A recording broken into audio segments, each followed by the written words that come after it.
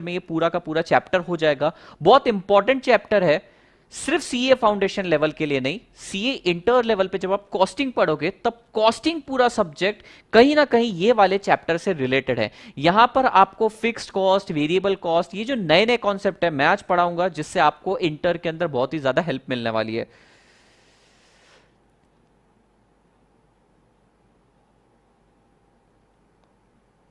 तो good evening guys, काफी लोग जुड़ चुके हैं, मुझे लगता है कि अपन स्टार्ट कर सकते हैं। आई होप सबके पास नए आए हैं। मैं अज्यूम करता हूं कि सब एक रिस्पेक्टेड फैमिली से बिलोंग करते हैं, तो कोई फालतू की यहां पे एक्टिविटी नहीं होगी। So guys let's get started. Come to page number 6.1। We are going to start with theory of cost and revenue and the part 1 is cost concept. तो भैया ये कॉस्ट होता क्या है?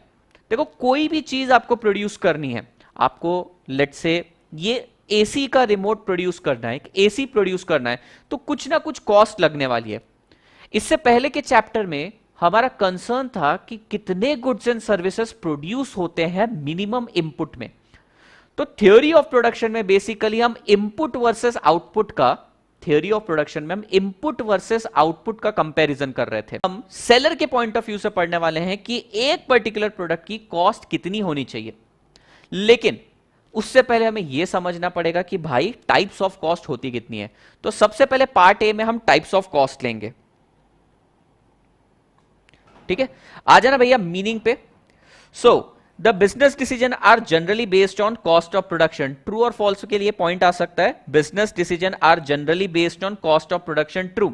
तो अगर आप कोई एक बिजनेसमैन हो, अगर आप कोई गुड्स एंड सर्विसेज प्रोड्यूस करना चाहते हो, तो definitely you are going to consider the cost of production. कितना कॉस्ट आता है पर्टिकुलर उस प्रोडक्ट का, that is the money value of input and output is considered. तो ये पहला एमसीक्यू आपका यहीं पे कवर होता है। डाल देता हूं और एक सिंगल मोबाइल बनाने की कोशिश करूं, तो हो सकता है एक मोबाइल की कॉस्ट 100 करोड़ 200 करोड़ आ जाए, पर जब मैं बल्क प्रोडक्शन करूंगा तो पर यूनिट कॉस्ट गिर जाएगी। तो यहां पर वो वही कर रहे हैं कि कॉस्ट एनालिसिस में हमें यही चीज करनी है कि जो एक आपका ऑप्टिमम प्रोडक्शन डिसाइड हो गया है, अब उस पर हमें एक ऑप्टिमम कॉस्ट, लीस्ट कॉस्ट भी डिसाइड करनी है। ये एमसीक्यू पॉइंट ऑफ व्यू से इतना इंपॉर्टेंट नहीं है। ठीक है, नेक्स्ट पॉइंट देखना।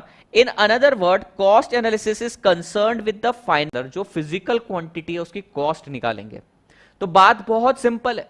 अब तक हमने प्रोडक्शन,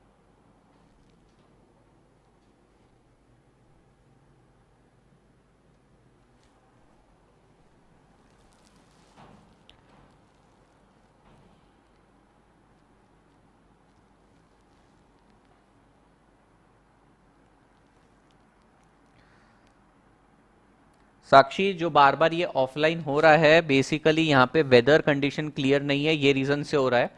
नो डाउट मैं ये लेक्चर रिकॉर्ड भी कर रहा हूं और बाद में अपलोड भी करूंगा।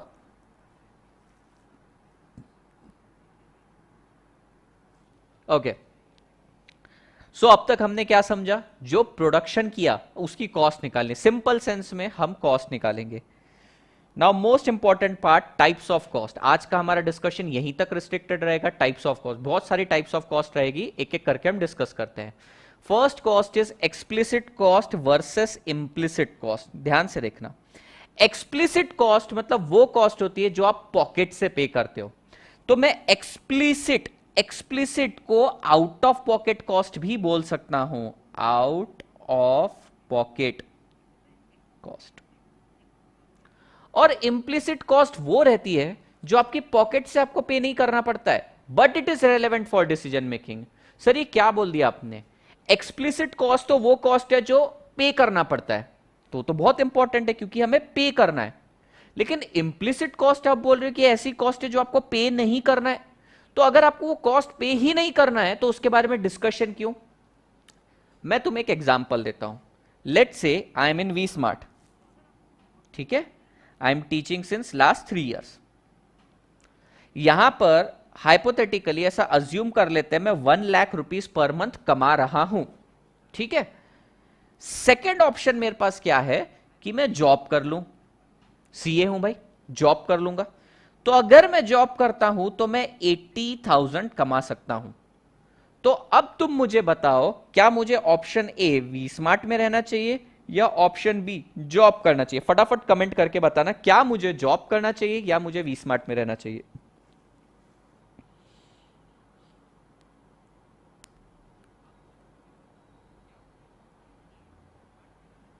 Good evening everyone.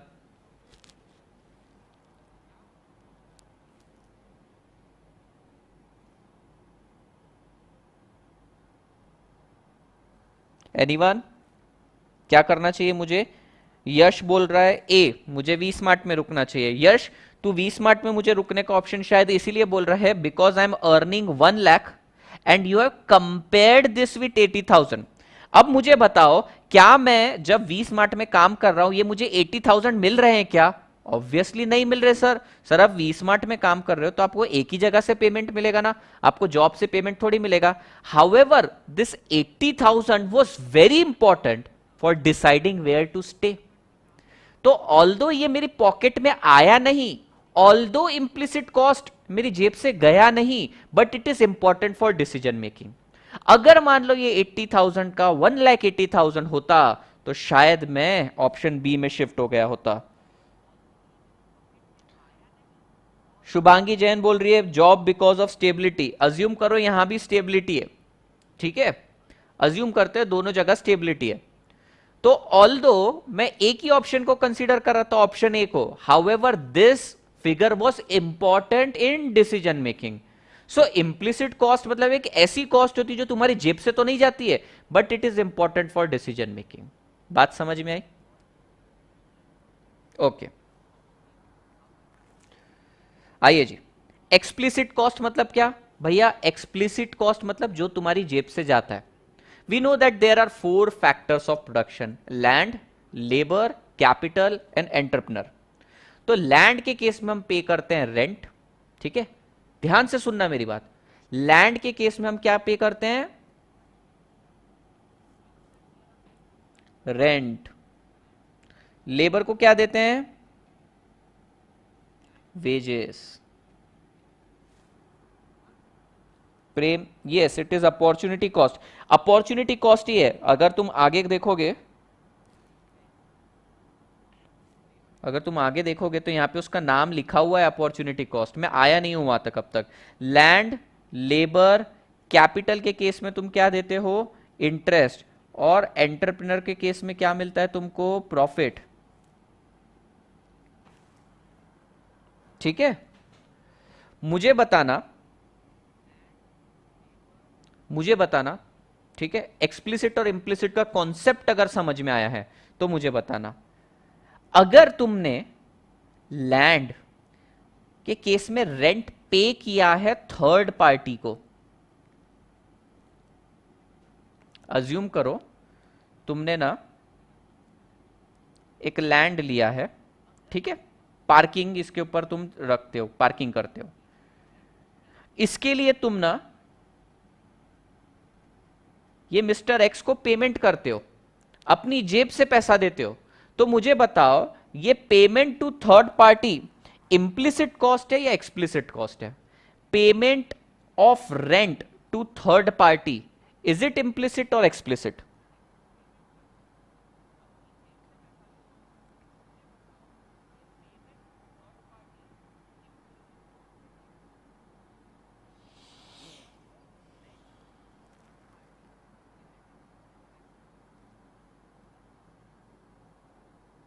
Explicit. Everyone is saying explicit. क्यों भाई एक्सप्लिसिट क्यों? Because sir, because payment, payment is involve. Did you get this? Because payment is involve. अच्छा मुझे बताना, ऐसा भी तो हो सकता है कि तुम्हारा खुद का लैंड हो, उस लैंड के ऊपर तुम पार्किंग करते हो। बताओ इस केस में तुम किसी को पेमेंट कर रहे हो क्या? थर्ड पार्टी को? नहीं। तो इस केस में ये वाला जो पोर्शन रहेगा ये बन जाएगा इंप्लिसिट कॉस्ट। सर कैसे बना इंप्लिसिट कॉस्ट? बिकॉज तुम लैंड यूज कर रहे हो, लैंड के केस में तुम्हें रेंट पे करना चाहिए था, लेकिन ये रेंट किसी थर्ड पार्टी को नहीं पे करा, तुम्हारी जेब से कोई पैसा नहीं गया, ठीक है, तो ये बन गया इंप्लिसिट कॉस्ट। तो सर बताइए ये इंपॉर्टेंट क्यों है डिसीजन मेकिंग के लिए? अरे मुझे एक बात बताओ, तुम इस लैंड को यूज कर रहे हो और इससे बेनिफिट कमा रहे हो 10,000 का, ठीक है। ऑल्दो तुम ये 10,000 किसी को पे नहीं कर रहे हो, इसीलिए इम्प्लिसिट कॉस्ट है। पर हो सकता था कि कोई थर्ड पर्सन आके बोलता कि भैया मेरे को ये रेंट पे लैंड दे दो, मैं तुम्हें 20,000 रुपए दे दूंगा, तो हो गया ना यहां पे डिसीजन मेकिंग। ऑल दो ये वाली कॉस्ट मुझे लग नहीं रही है, इसलिए मैंने बोला इम्प्लिसिट कॉस्ट है। However it is important for decision making. मैं यूज कर रहा हूं तो 10,000 का बेनिफिट हो रहा है, पर अगर मान लो किसी थर्ड पर्सन को देता तो 20,000 का बेनिफिट होता। I don't know why some guys are calling, मतलब कोई फाउंडेशन का स्टूडेंट है कॉल कर रहा है यहां पर नेटवर्क ब्रेक करने के लिए। अंकिता मैंने ऑलरेडी सारी चीजें पोस्ट कर दी है।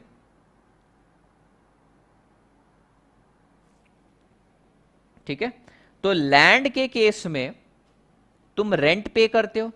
अगर ये रेंट किसी थर्ड पार्टी को पे किया तो तुम्हारी जेब से पैसा जाएगा, और अगर जेब से पैसा गया, अगर जेब से एक्सपेंडिचर हो रहा है तो वो बन गया एक्सप्लिसिट। अगर तुम्हारे पॉकेट से कोई कॉस्ट नहीं जा रही है वो बन गया इम्प्लिसिट। बात समझ में आई क्या यहां तक? तो चलो वापस चलते हैं। एक्सप्लिसिट कॉस्ट का मतलब क्या होता है? The cost which involve the payment, देखो क्या लिखा है, कॉस्ट जिसके अंदर पेमेंट इन्वॉल्व रहता है, towards factor of production, land, labour, capital. अब मुझे एक बात बताना, तुमने अकाउंट्स पढ़ा है, अगर तुम किसी को पेमेंट करते हो, तुम रेंट का पेमेंट करते हो, तुम वेजेस देते हो, तुम सैलरीज देते हो, तो क्या इसे बुक्स ऑफ अकाउंट्स में रिकॉर्ड करते हो? ट्रेडिंग अकाउंट और पीएनएल अकाउंट में रिकॉर्ड करते हो? Obviously yes. So explicit cost में तुम्हारी जेब से पैसा जाता है, so it is recorded in books of account. Implicit cost तो सिर्फ डिसीजन मेकिंग के लिए, उसमें तो जेब से पैसा जाता ही नहीं, और अगर पैसा जाता नहीं तो बुक्स में क्या खाक रिकॉर्ड करोगे? सो it is not recorded in books of account. I hope this much is clear. मैंने क्या बोला? एक्सप्लिसिट कॉस्ट में पेमेंट होता है, इम्प्लिसिट कॉस्ट में पेमेंट नहीं होता है। एक्सप्लिसिट कॉस्ट बुक्स में रिकॉर्ड होती है, इम्प्लिसिट कॉस्ट बुक में रिकॉर्ड नहीं होती है। एग्जाम्पल देना सर एक्सप्लिसिट का? रेंट का पेमेंट, वेजेस का पेमेंट, सैलरी का पेमेंट, इंटरेस्ट का पेमेंट, एक्सेट्रा। सर इम्प्लिसिट के एग्जाम्पल देना। इम्प्लिसिट का एक ही बेस्ट एग्जाम्पल देता हूं, मुझे बताना 4 फैक्टर ऑफ प्रोडक्शन होते हैं, लैंड, लेबर, कैपिटल और एंटरप्रेन्योर। लैंड के केस में तुमने दे दिया रेंट, लेबर के केस में दे दिया तुमने वेजेस, कैपिटल के केस में दे दिया इंटरेस्ट, एंटरप्रेन्योर के केस में आता है प्रॉफिट। तो मुझे बताओ, मैंने बिजनेस किया, सबका पेमेंट कर दिया, ठीक है, अब मेरी जेब में कुछ पैसे बचे हुए हैं, क्या ये पैसा मैं किसी को देने वाला हूं या खुद के पास ही रखने वाला हूं? अगर ये मैंने खर्च किया किसी और को दिया तो भैया ये बन जाएगा एक्सप्लिसिट। अगर मैंने किसी को नहीं दिया और अपने पास ही रखा तो बन गया इम्प्लिसिट। तो तुम मुझे बताओ एंटरप्रेन्योर को जो प्रॉफिट बचता है वो इम्प्लिसिट है या एक्सप्लिसिट है? सिंपल सी चीज है, एक्सप्लिसिट मतलब जेब से पैसा किसी को देना, इम्प्लिसिट मतलब किसी को पैसा नहीं देना। तो एंटरप्रेन्योर के केस में जो एंड में प्रॉफिट बचता है, क्या ये किसी को देना पड़ता है या नहीं देना पड़ता है?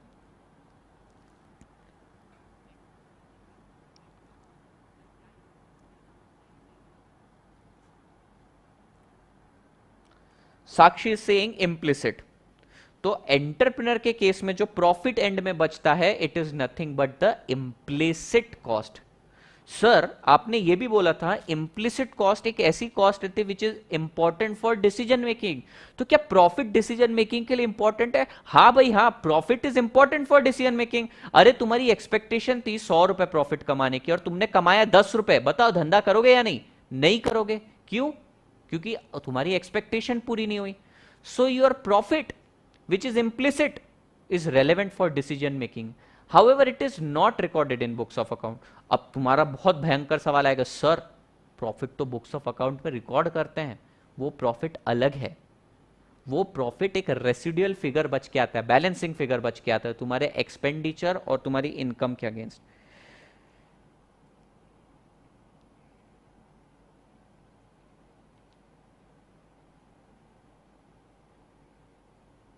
प्रेम तुम्हारा डाउट नहीं समझा सर, बिजनेस एंटिटी के कॉन्सेप्ट से सेपरेट एंटिटी होता है। हाँ ना, मैंने कब मना किया? तो let's say business is a separate entity, your business is expecting 20% profit but your business is not earning 20% profit. So now tell me, is it important for decision making from entity's point of view? Of course it is important.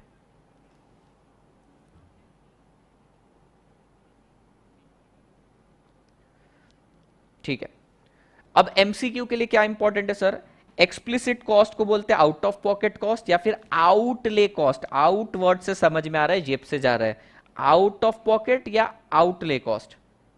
Implicit cost को बोलते हैं notional, ठीक है, notional यानी for name सेक।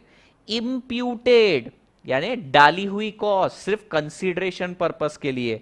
या फिर opportunity cost, ये तुमने 12th में पढ़ा होगा opportunity cost. Sir interest on own capital तो रिकॉर्ड होता है ना, किधर रिकॉर्ड होता है इंटरेस्ट ऑन ओन कैपिटल? अगर तुम अकाउंटिंग पर्पस के हिसाब से बोल रहे हो किधर रिकॉर्ड करते हो उसको? वो तुम्हारा ड्राइंग्स पार्ट में जाता है, ड्राइंग्स या फिर तुम्हारा कैपिटल अप्रिसिएशन होता है।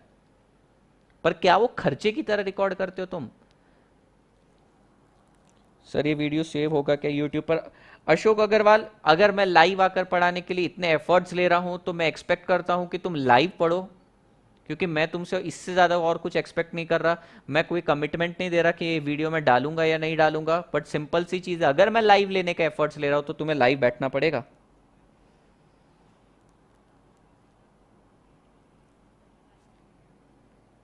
ठीक है, सो मैं क्विकली रिवाइज कर देता हूं। थियोरी ऑफ कॉस्ट के अंदर हम क्या पढ़ने वाले हैं कि भैया कॉस्ट कितनी आने वाली है एक प्रोडक्ट की। फिर हमने देखा कि कॉस्ट कितनी आने वाली है, ये समझने के लिए टाइप्स ऑफ कॉस्ट समझना जरूरी है। तो सबसे पहले हमने क्या देखा है? Explicit cost. एक्सप्लिसिट कॉस्ट मतलब वो कॉस्ट जो बुक्स ऑफ अकाउंट्स में रिकॉर्ड होगी, जो तुम्हारी जेब से तुम पे करने वाले हो। इम्प्लिसिट कॉस्ट मतलब वो कॉस्ट होगी जो बुक्स ऑफ अकाउंट्स में रिकॉर्ड नहीं होगी, जो तुम पे नहीं करने वाले हो। ठीक है, इसके एग्जाम्पल दिए मैंने, अगर थर्ड पार्टी को तुम पेमेंट करते हो तो वो बुक्स ऑफ अकाउंट्स में रिकॉर्ड होगा, थर्ड पार्टी को पेमेंट करते हो तो बुक्स ऑफ अकाउंट्स में रिकॉर्ड होगा, थर्ड पार्टी को पेमेंट नहीं करते हो तो वो बुक्स ऑफ अकाउंट्स में रिकॉर्डेड नहीं होगा। अब एक डाउट था, sir interest on own capital तो रिकॉर्डेड होता है। अब एक बात बताना, interest on own capital, own capital मतलब मैंने मेरे धंधे में पैसा लगाया। अज्यूम करो कि मैं कंपनी में पैसा लगा रहा हूं, तो कंपनी तो एक सेपरेट लीगल एंटिटी है ना, उसके लिए तो मैं थर्ड पार्टी हो गया। अगर कंपनी मेरा इंटरेस्ट का पेमेंट रिकॉर्ड कर रही है तो कंपनी के एंगल से तो मैं थर्ड पार्टी हुआ ना, तो ये एक्सप्लिसिट हो गया। पर मैं एक सोल प्रोप्राइटर हूं, ठीक है, मैंने खुद का पैसा खुद के धंधे में लगाया और खुद को कोई इंटरेस्ट नहीं दिया। चाहता तो मैं किसी और को ये पैसा दे सकता था, उस पर इंटरेस्ट कमा सकता था, बराबर है कि नहीं? तो वो हो गया इम्प्लिसिट। पेमेंट हुआ क्या? क्या मैंने खुद के धंधे में खुद को इंटरेस्ट निकाल के दिया? क्या नहीं, मैं बचा कुछ एंड में प्रॉफिट ले लिया।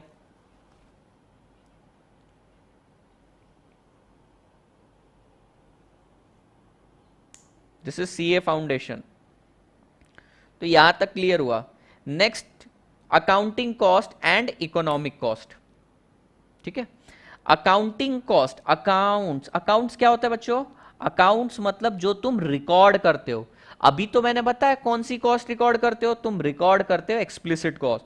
सो accounting cost is also called as explicit cost, और I can say explicit cost को out of pocket cost, outlay cost और अकाउंटिंग कॉस्ट भी कहते हैं। ठीक है, नेक्स्ट है इकोनॉमिक कॉस्ट, इसको समझ लेते हैं। इकोनॉमिक कॉस्ट, इकोनॉमिक कॉस्ट मतलब एक्सप्लिसिट प्लस इंप्लिसिट, इसमें दोनों इंक्लूडेड है। सर हमें यह तो समझ में आ रहा है कि एक्सप्लिसिट कॉस्ट को रिकॉर्ड करना चाहिए, इंप्लिसिट कॉस्ट को क्यों रिकॉर्ड किया आपने? इंप्लिसिट कॉस्ट तो एक ऐसी कॉस्ट है जो आपने पे भी नहीं करी है। अरे लेकिन हमें बहुत सारे डिसीजन बिजनेस में अपॉर्चुनिटी कॉस्ट को भी कंसिडर करके लेने पड़ते हैं, इसलिए इकोनॉमिक डिसीजन लेने के लिए हमें अपॉर्चुनिटी फॉरगॉन भी कंसिडर करना पड़ता है। इंप्लिसिट कॉस्ट क्या है? इंप्लिसिट कॉस्ट एक ऐसी कॉस्ट है जो जेब से नहीं पे करनी है तुम्हें, but it is important for decision making. और अगर तुम्हें कोई भी इकोनॉमिक डिसीजन लेना है तो तुम्हें पैसे प्लस नो पैसे, यानी कि मनी प्लस नो मनी, दोनों को कंसिडर करना पड़ेगा। इसलिए नाम से समझ में आता है इकोनॉमिक कॉस्ट।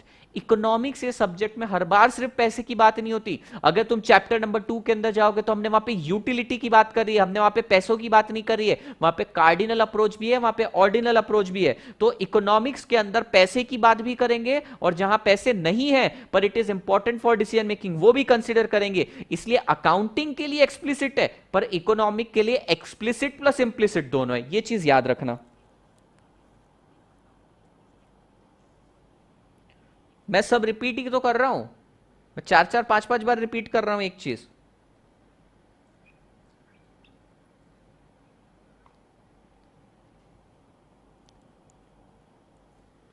एक कि तुम डिस्ट्रैक्ट कर रहे हो क्लास को, बार बार फालतू की डाउट पूछ रहे हो, ये सारी चीजें तुम बाद में भी पूछ सकते हो स्टूडेंट से।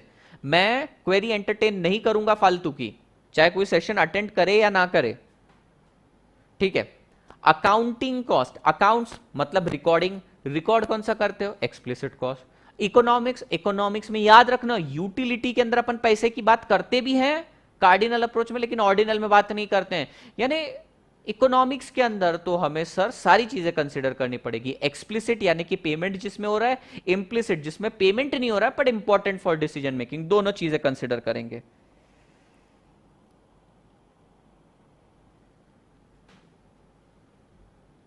हाँ जी, यहां तक क्लियर हुआ। अब एक छोटी सी एक्सरसाइज अपने लिए, ठीक है। देखना, लैंड के केस में तुम क्या पे करते हो, रेंट। अगर रेंट तुम थर्ड पार्टी को पे करते हो तो एक्सप्लिसिट कॉस्ट। पर अगर खुद की प्रॉपर्टी है तो क्या खुद को ही रेंट पे करोगे, एक जेब से पैसा निकाल के दूसरी जेब में डालोगे क्या, ऑब्वियसली नहीं। तो अगर ओन लैंड है तो पेमेंट करना है क्या उस लैंड के लिए, रेंट नहीं, तो वो बन गया इंप्लिसिट कॉस्ट। तो बहुत सिंपल है, थर्ड पार्टी को पेमेंट जा रहा है एक्सप्लिसिट, थर्ड पार्टी को पेमेंट जा रहा है explicit, payment to self implicit. Land खुद का है, इंप्लिसिट। लेबर, अगर मैंने धंधे में लेबर लाया तो उसको वेजेस और सैलरी देना पड़ेगा, मतलब थर्ड पर्सन को पैसा देना पड़ेगा। पर मैंने खुद के ही घर के लोग बिजनेस में लगा दिए, खुद ही मेहनत कर रहा हूं मैं बिजनेस के अंदर, तो क्या खुद को सैलरी दूंगा मैं, नहीं, तो वो बन गया इंप्लिसिट। कैपिटल देखना, अगर बैंक से लोन लेकर आए तो इंटरेस्ट देना पड़ेगा, तो थर्ड पर्सन को पेमेंट हो रहा है, वो बन गया एक्सप्लिसिट। पर खुद का ही पैसा धंधे में लगा दिया, क्या खुद को इंटरेस्ट देते बैठूंगा, बिल्कुल नहीं, इंप्लिसिट। प्रॉफिट, तुम ही बताओ, क्या जो पूरा बिजनेस करने के बाद मेरे पास प्रॉफिट बचता है, क्या मैं किसी थर्ड पार्टी को देता हूं, अरे नहीं सर, प्रॉफिट तो कभी भी थर्ड पार्टी को नहीं दिया जाता, वो तो रेसिडुअल अमाउंट है, वो तो हमारे पास ही रहेगा। अरे मैंने बिजनेस किया, मैं क्यों किसी को प्रॉफिट दूं, मेरा, मैंने तो सबको, लेबर को वेजेस दे दिए, कैपिटल पे इंटरेस्ट दे दिया, मैंने तो सर रेंट भी दे दिया, अब बचा कुचा किसका, मेरा। तो ये जो बचा हुआ पैसा किसी को देना है क्या, नहीं, और अगर नहीं देना है तो क्या बन गया, इम्प्लिसिट। तो याद रखना, प्रॉफिट कभी भी एक्सप्लिसिट नहीं हो सकता, प्रॉफिट हमेशा इंप्लिसिट होता है। Interest on drawing explicit cost, interest on drawing explicit cost, हाँ, interest on drawing explicit cost तो इसलिए कहलाया जा सकता है अगर आप सेपरेट लीगल एंटिटी का कॉन्सेप्ट फॉलो करते हो।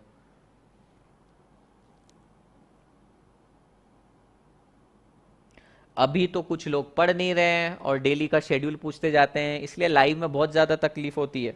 रिकॉर्डेड लेक्चर में बड़े आराम से टीचर पढ़ाता है, तो डिस्टर्ब मत करो ये चीज़ को लेके, डेली रूटीन वगैरह के बारे में।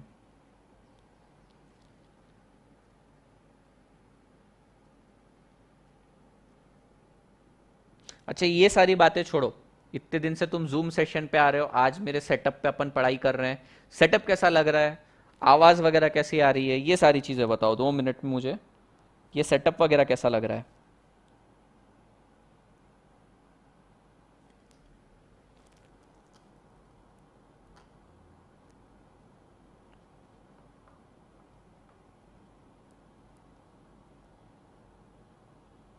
एकदम बढ़िया, मस्त मस्त मस्त।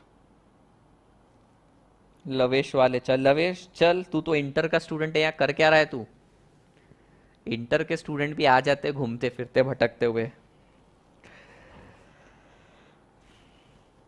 बढ़िया, हाँ जी। तो यहां तक किसी को कोई डाउट है तो I am open for queries, कोई भी जनरल क्वेरी, कोई भी जनरल डाउट मैं क्लियर कर दूंगा। रिवाइज पूरा चैप्टर होने के बाद अपन करेंगे।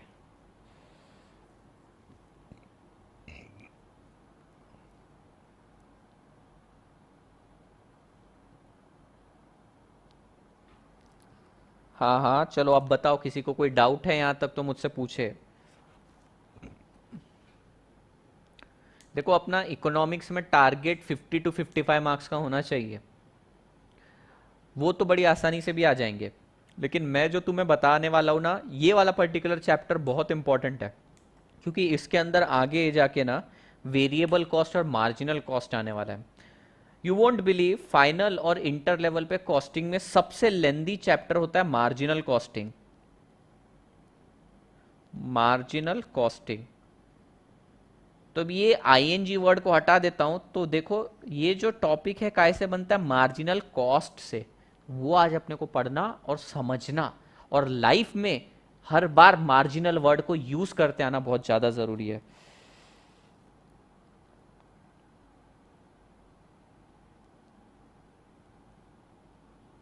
कैपिटल वाला पॉइंट रिपीट कर दो, कर देता हूं। इंटरेस्ट ऑन ड्राइंग का बताओ प्लीज। पहले मैं आयुष की डाउट क्लियर कर देता हूं। आयुष, कैपिटल वाला पॉइंट ऐसा समझ, तूने बैंक से लोन लेकर आया है, तो क्या लोन के केस में इंटरेस्ट पे करना पड़ेगा बैंक को? क्या वहां पे बैंक में कोई चाचा जी बैठे हैं जो इंटरेस्ट को वेव कर देंगे? बिल्कुल नहीं। अपनी किस्मत विजय माल्या जितनी अच्छी थोड़ी है। वैसे बता दो तुम्हें, विजय माल्या इंडिया आ चुका होगा अब तक, कल तो न्यूज थी। एनीवेज, तो तुम्हारा इंटरेस्ट वेव होगा क्या? नहीं। तुम्हें इंटरेस्ट पे करना है क्या? यस। किसको पे करोगे? बैंक को। तो जेब से पैसा जाएगा, तो अगर जेब से पैसा गया तो क्या बोलेंगे उसको? Explicit cost. पर अगर मान लो तूने तेरे ही जोड़े हुए पैसे बिजनेस में लगा दिए, तो क्या तू खुद को इंटरेस्ट देगा? एक जेब से पैसा निकालेगा और दूसरी जेब में डालेगा, बोलेगा मैंने खुद को इंटरेस्ट दे दिया? नहीं। तो कैपिटल के केस में जो इंटरेस्ट रहता है, अगर थर्ड पार्टी को पे कर रहा है तो एक्सप्लिसिट, अगर मान लो खुद का पैसा यूटिलाइज कर रहा है तो इम्प्लिसिट। इसके बाद मुझसे पूछा था इंटरेस्ट ऑन ड्रॉइंग। मैंने बताया ना इंटरेस्ट ऑन ड्रॉइंग का, अगर तू पैसा ड्रॉ कर रहा है बिजनेस से और उसके ऊपर तुझे इंटरेस्ट पे करना पड़ रहा है, तो बिजनेस के लिए तो वो इनकम हुई। हम तो कॉस्ट की बात कर रहे हैं यहां पे। बात समझ में आ रही है भैया? बिजनेस समझो ये है, और तू है बिजनेस चलाने वाला। तूने बिजनेस से पैसा ड्रॉ किया, तो बिजनेस को तू इंटरेस्ट देगा। तो तेरे लिए वो क्या है? तेरे लिए वो एक्सप्लिसिट कॉस्ट है। क्यों भैया? क्योंकि ये है सेपरेट लीगल एंटिटी का कॉन्सेप्ट, तो एक्सप्लिसिट है। और वो बताओ, वो वाला इंटरेस्ट यहां पे रिकॉर्ड होगा कि नहीं होगा?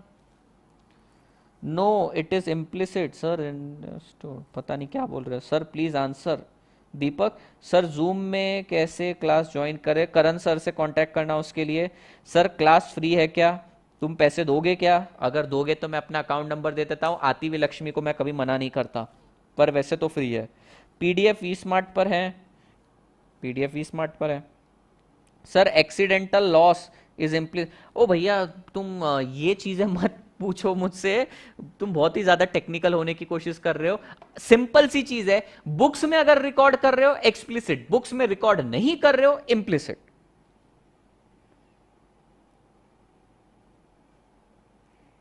चलो जी, अब तुम्हारी क्वेरी इररेलेवेंट होती जा रही है, इसलिए मैं आगे बढ़ता हूं। Opportunity cost. अपॉर्चुनिटी कॉस्ट का मतलब बहुत सिंपल है। अभी मैंने एग्जांपल दिया था कि मैं वी स्मार्ट में, let's say I teach you in we smart and I earn 1 lakh rupees per month. देखो मैं कितना गरीब हूं, सिर्फ 1 लाख रुपए पर मंथ कमा रहा हूं, ठीक है। दूसरा ऑप्शन था जॉब। जॉब में मैं कमा रहा हूं 90,000। मुझे डिसीजन लेना है, डिसीजन लेना है मुझे। बताओ क्या डिसीजन लूंगा? अभी तुमने थोड़ी देर पहले बताया था सर वी स्मार्ट का डिसीजन लोगे, पर ये डिसीजन कंसिडर करते टाइम क्या मैंने सेकेंड अपॉर्चुनिटी को, सेकेंड बेस्ट ऑप्शन को कंसिडर किया? ये जो सेकेंड बेस्ट ऑप्शन रहता है इसको बोलते हैं अपॉर्चुनिटी कॉस्ट, ठीक है। So the cost of foregone option. देखो मैंने वी स्मार्ट में रहने के लिए इसको फॉरगो कर दिया, मैंने वी स्मार्ट में 1 लाख कमाने के लिए 90,000 गवा दिए, 1 लाख कमाने के लिए 90,000 गवा दिए। So this is the cost और ऑप्शन फॉरगॉन। ये मैंने खो दिए, ये मैंने गवा दिए, पर वी स्मार्ट में टिके रहने का डिसीजन मैंने इसके बेसिस पर लिया, तो इस कॉस्ट को बोलते हैं अपॉर्चुनिटी कॉस्ट। अब इसको समराइज करता हूं। Opportunity cost is the cost which is relevant for decision making. It is the cost of next best option. It is relevant for decision making. देखो ऑल्दो मैं वी स्मार्ट में हूं, पर क्या ये 90,000 मेरे दिमाग में थे डिसीजन लेने के time? Yes, so it is important for decision making. या फिर उसको बोलते हैं the cost of next best alternative, या फिर द कॉस्ट फॉरगोन, बहुत सारे नाम हैं। अपॉर्चुनिटी कॉस्ट एक बहुत वाइड कॉन्सेप्ट है। ये एक ऐसी कॉस्ट है, ठीक है, जो तुमने इनकर नहीं करी है, जो तुमने अर्न भी नहीं करी है, पर तुम उसको कंसिडर करते हो डिसीजन मेकिंग के लिए। मैं दूसरा एग्जांपल लेता हूं। लेट्स से ये तुम्हारे पास फोन है वन प्लस। वन प्लस लेते टाइम तुमने, अभी एक मोटोरोला का फोन आया है रेजर, RAZR, शायद वही नाम है, फोल्डिंग वाला फोन है। तो तुमने वन प्लस खरीदते टाइम रेजर को भी कंसिडर किया था। ऑल्दो रेजर खरीदा नहीं तुमने, इसको नहीं खरीदा, पर ये नेक्स्ट बेस्ट ऑल्टरनेटिव था तुम्हारे पास। वन प्लस नहीं लेते, चलो रेजर तो बहुत महंगा फोन हो गया, अपन बात करते हैं वन प्लस की जगह, वन प्लस के बाद अपन बात करते हैं आईफोन की, ठीक है।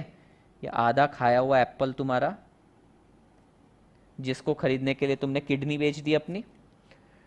तो जब वन प्लस ले रहे थे तब तुमने कंसीडर करा एप्पल के आईफोन को भी, तुमने खरीदा नहीं इसको, क्योंकि तुम्हें अपनी किडनी भी तो प्यारी है, पैसे तो प्यारे हैं ही, पर किडनी भी प्यारी है। तो जब तुमने वन प्लस खरीदा, तुमने इसको भी कंसीडर किया, इसकी कॉस्ट को भी कंसीडर किया। इसकी कॉस्ट थी 50,000, इसकी कॉस्ट थी लेट्स से 51,000। तुमने एक ही फोन खरीदा 50,000 का, क्या तुमने ये फोन खरीदा? नहीं, बट तुमने इसको डिसीजन मेकिंग के लिए कंसिडर किया। ये नेक्स्ट बेस्ट ऑल्टरनेटिव की कॉस्ट है, इसको बोलते हैं अपॉर्चुनिटी कॉस्ट।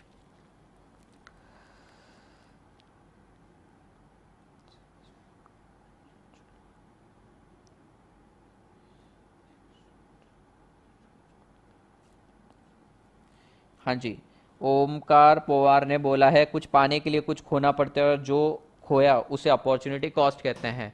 मुझे पता है, लेकिन ये डायलॉग मेरा नहीं है इसलिए मैं यूज नहीं करता। एनीवेज बहुत अच्छा है ये। Sir please tell that interest on capital given is recorded in book. Puneet, अगर बुक्स में रिकॉर्ड है, अगर बुक्स में रिकॉर्ड किया है तो इम्प्लिसिट, अगर रिकॉर्ड नहीं किया है, सॉरी रिकॉर्ड किया है तो एक्सप्लिसिट, रिकॉर्ड नहीं किया है तो इम्प्लिसिट। सीधी बात है, रिकॉर्ड किया एक्सप्लिसिट, रिकॉर्ड नहीं किया इम्प्लिसिट। वापस से बोलता हूं, पता नहीं किस चीज की कंफ्यूजन हो रही है। अगर बुक में रिकॉर्ड नहीं होता है तो इम्प्लिसिट, तूने रिकॉर्ड कर दिया अकाउंटिंग प्रिंसिपल फॉलो करके, एक्सप्लिसिट।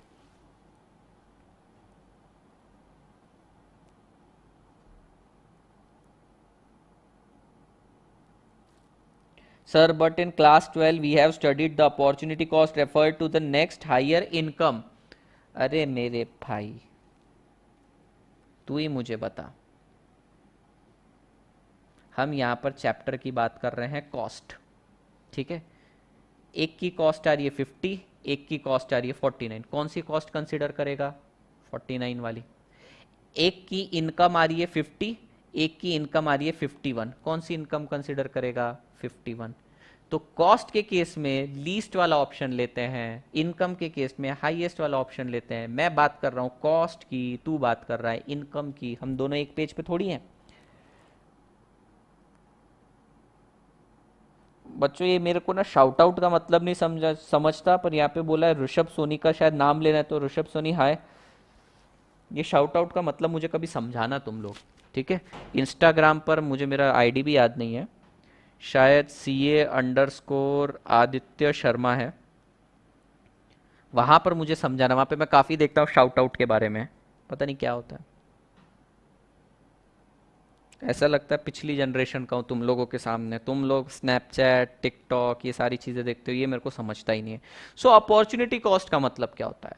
अपॉर्चुनिटी कॉस्ट मतलब है कि ऐसी कॉस्ट है जो इनकर नहीं करते हो, but it is important for decision making. Sir इसको इनकर नहीं करते हैं मतलब ये जेब से नहीं जाता है, but it is important for decision making. तो सर क्या अपॉर्चुनिटी कॉस्ट को हम इम्प्लिसिट कॉस्ट भी कह सकते हैं?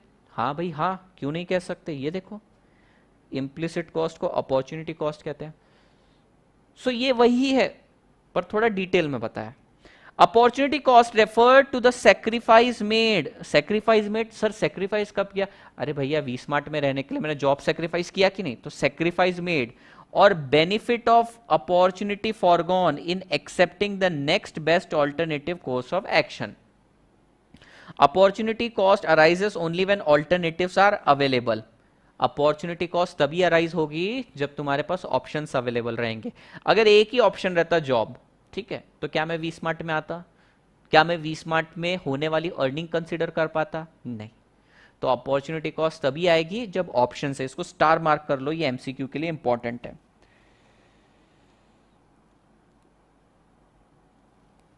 थैंक यू एके। मैं तुम्हें एक बात बताता हूं, अभी जितने भी स्टूडेंट्स हैं यहाँ पे, जब लाइव क्लास रहती है ना तो एक माहौल ही अलग रहता है। वहाँ पे हम स्टूडेंट्स को देख सकते हैं, उसके बाद स्टूडेंट की तरफ से भी एक बहुत अच्छे अच्छे रिस्पॉन्स आ जाता है। रिस्पॉन्स अच्छे वाले मतलब खतरनाक वाले भी आते हैं। कई बार टीचर ऐसे हैंग हो जाता है, पता नहीं क्या चल रहा है लाइफ में। तो लाइव क्लासेस का बहुत मज़ा है। तो मुझे बहुत दुख है कि इस बार लाइव क्लासेस नहीं हो पा रही है, जो भी रीज़न से।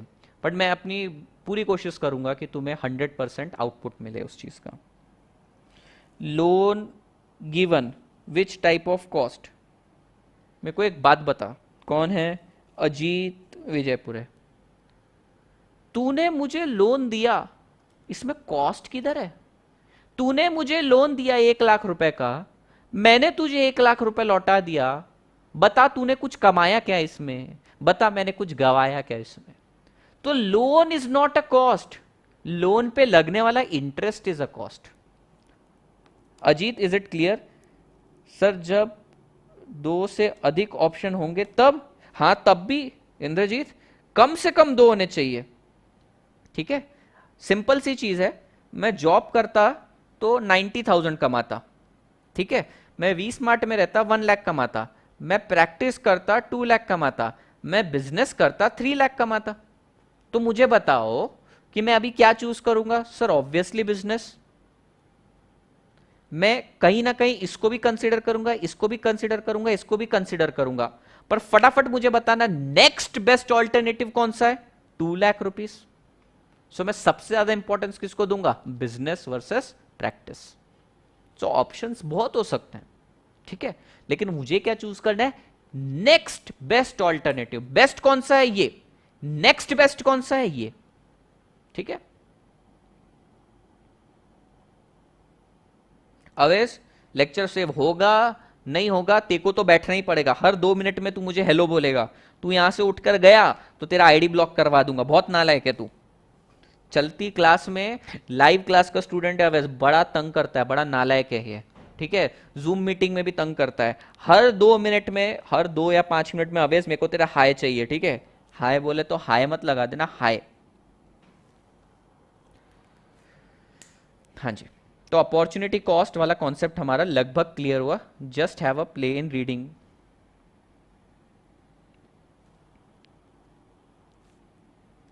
ठीक है। It is the cost of missed opportunity. देखो अलग अलग नाम यूज कर रहे हैं, next best alternative, missed opportunity. मैंने बिजनेस के चक्कर में प्रोफेशन खो दिया तो मिस कर दी वो अपॉर्चुनिटी।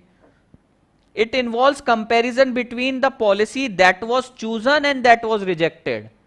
वापस से सेम चीज बोल रहे हैं, जो चूज किया वर्सेस जो तुमने खो दिया, वो opportunity cost. Opportunity cost does not involve any cash payment. ये हमें बचपन से पता है। क्यों? क्योंकि अपॉर्चुनिटी कॉस्ट का मतलब क्या होता है? Implicit cost. और इंप्लिसिट कॉस्ट के केस में कोई कैश पेमेंट नहीं करना पड़ता। और अगर कैश पेमेंट नहीं करना है, कैश है ना बैंक ट्रांसफर भी, और अगर कोई पेमेंट ही नहीं करना है, so it will not be recorded in books of accounts. बात समझ में आई क्या? और एक एग्जांपल देख लेना। A person quits his job, enter into business. बंदे ने क्या किया? जॉब छोड़ दिया, उसकी 90,000 की सैलरी थी वो गवा दी, ठीक है। Here the salary foregone from employment constitute opportunity cost. जो उसने खो दिया वो अपॉर्चुनिटी कॉस्ट। सर लाइट नहीं है इधर। सर अगर परचेस या इनकम के टाइम पे हूं, वो चीज कंसिडर करते हैं जिसमें प्रॉफिट हो। Then it is also income if we see in another way. नहीं समझा, ये क्या नाम है, भूमि शैलेश, नहीं समझा, मुझे तुम्हारा डाउट ही नहीं समझा। अच्छे से डाउट लिखो, मैं बता देता हूं। अपॉर्चुनिटी कॉस्ट क्लियर हुआ। अपॉर्चुनिटी कॉस्ट मतलब क्या होता है? Opportunity cost means the cost of next best alternative. ये वो कॉस्ट है जो हमने खो दी, ये वो इनकम है जो हमने खो दी। ठीक है, वो क्यों इंपॉर्टेंट है? सिर्फ डिसीजन मेकिंग के लिए इंपॉर्टेंट है। क्या वो बुक्स में रिकॉर्ड होगा? सर नहीं होगा। तो सर बुक्स में रिकॉर्ड नहीं होगा और डिसीजन मेकिंग के लिए इंपॉर्टेंट है, तो ये तो इम्प्लिसिट कॉस्ट बन गया। Yes, it is implicit cost. आगे चलते हैं, direct cost versus indirect cost. मैं डायरेक्ट और इनडायरेक्ट समझा देता हूं, फिर उसके बाद तुम्हारा डाउट लेता हूं। ठीक है, डायरेक्ट कॉस्ट, ये जो लिटरेचर यहां लिखा है सब भूल जाओ। डायरेक्ट कॉस्ट मतलब क्या होता है? Product cost. ध्यान से सुनना, डायरेक्ट कॉस्ट का मतलब क्या होता है? Product cost. मैंने तुम्हारे लिए स्पेशली ये बाम लेकर आया हूं। ठीक है, ये बाम से क्या करते हैं? सिर पे लगाते। सर सिर दर्द होता है तो और भी बहुत मल्टीपल यूजेस होंगे तुम्हारे, मुझे नहीं पता और जानने भी नहीं तुम लोग क्या क्या करते हो। ये वाइट वाइट इसलिए दिख रहा है क्योंकि ग्रीन स्क्रीन में ग्रीन बाम नहीं दिखेगा। सो बच्चों, ये बाम है। ठीक है, ये बाम को बनाने के लिए क्या क्या लगा होगा? ये कैप लगा होगा। ठीक है, पूरा ये प्रोडक्ट मेरे हाथ में आने के लिए कैप लगा होगा, इसकी मेन बॉडी लगी होगी और इसके अंदर जो रॉ मटेरियल है वो लगा होगा।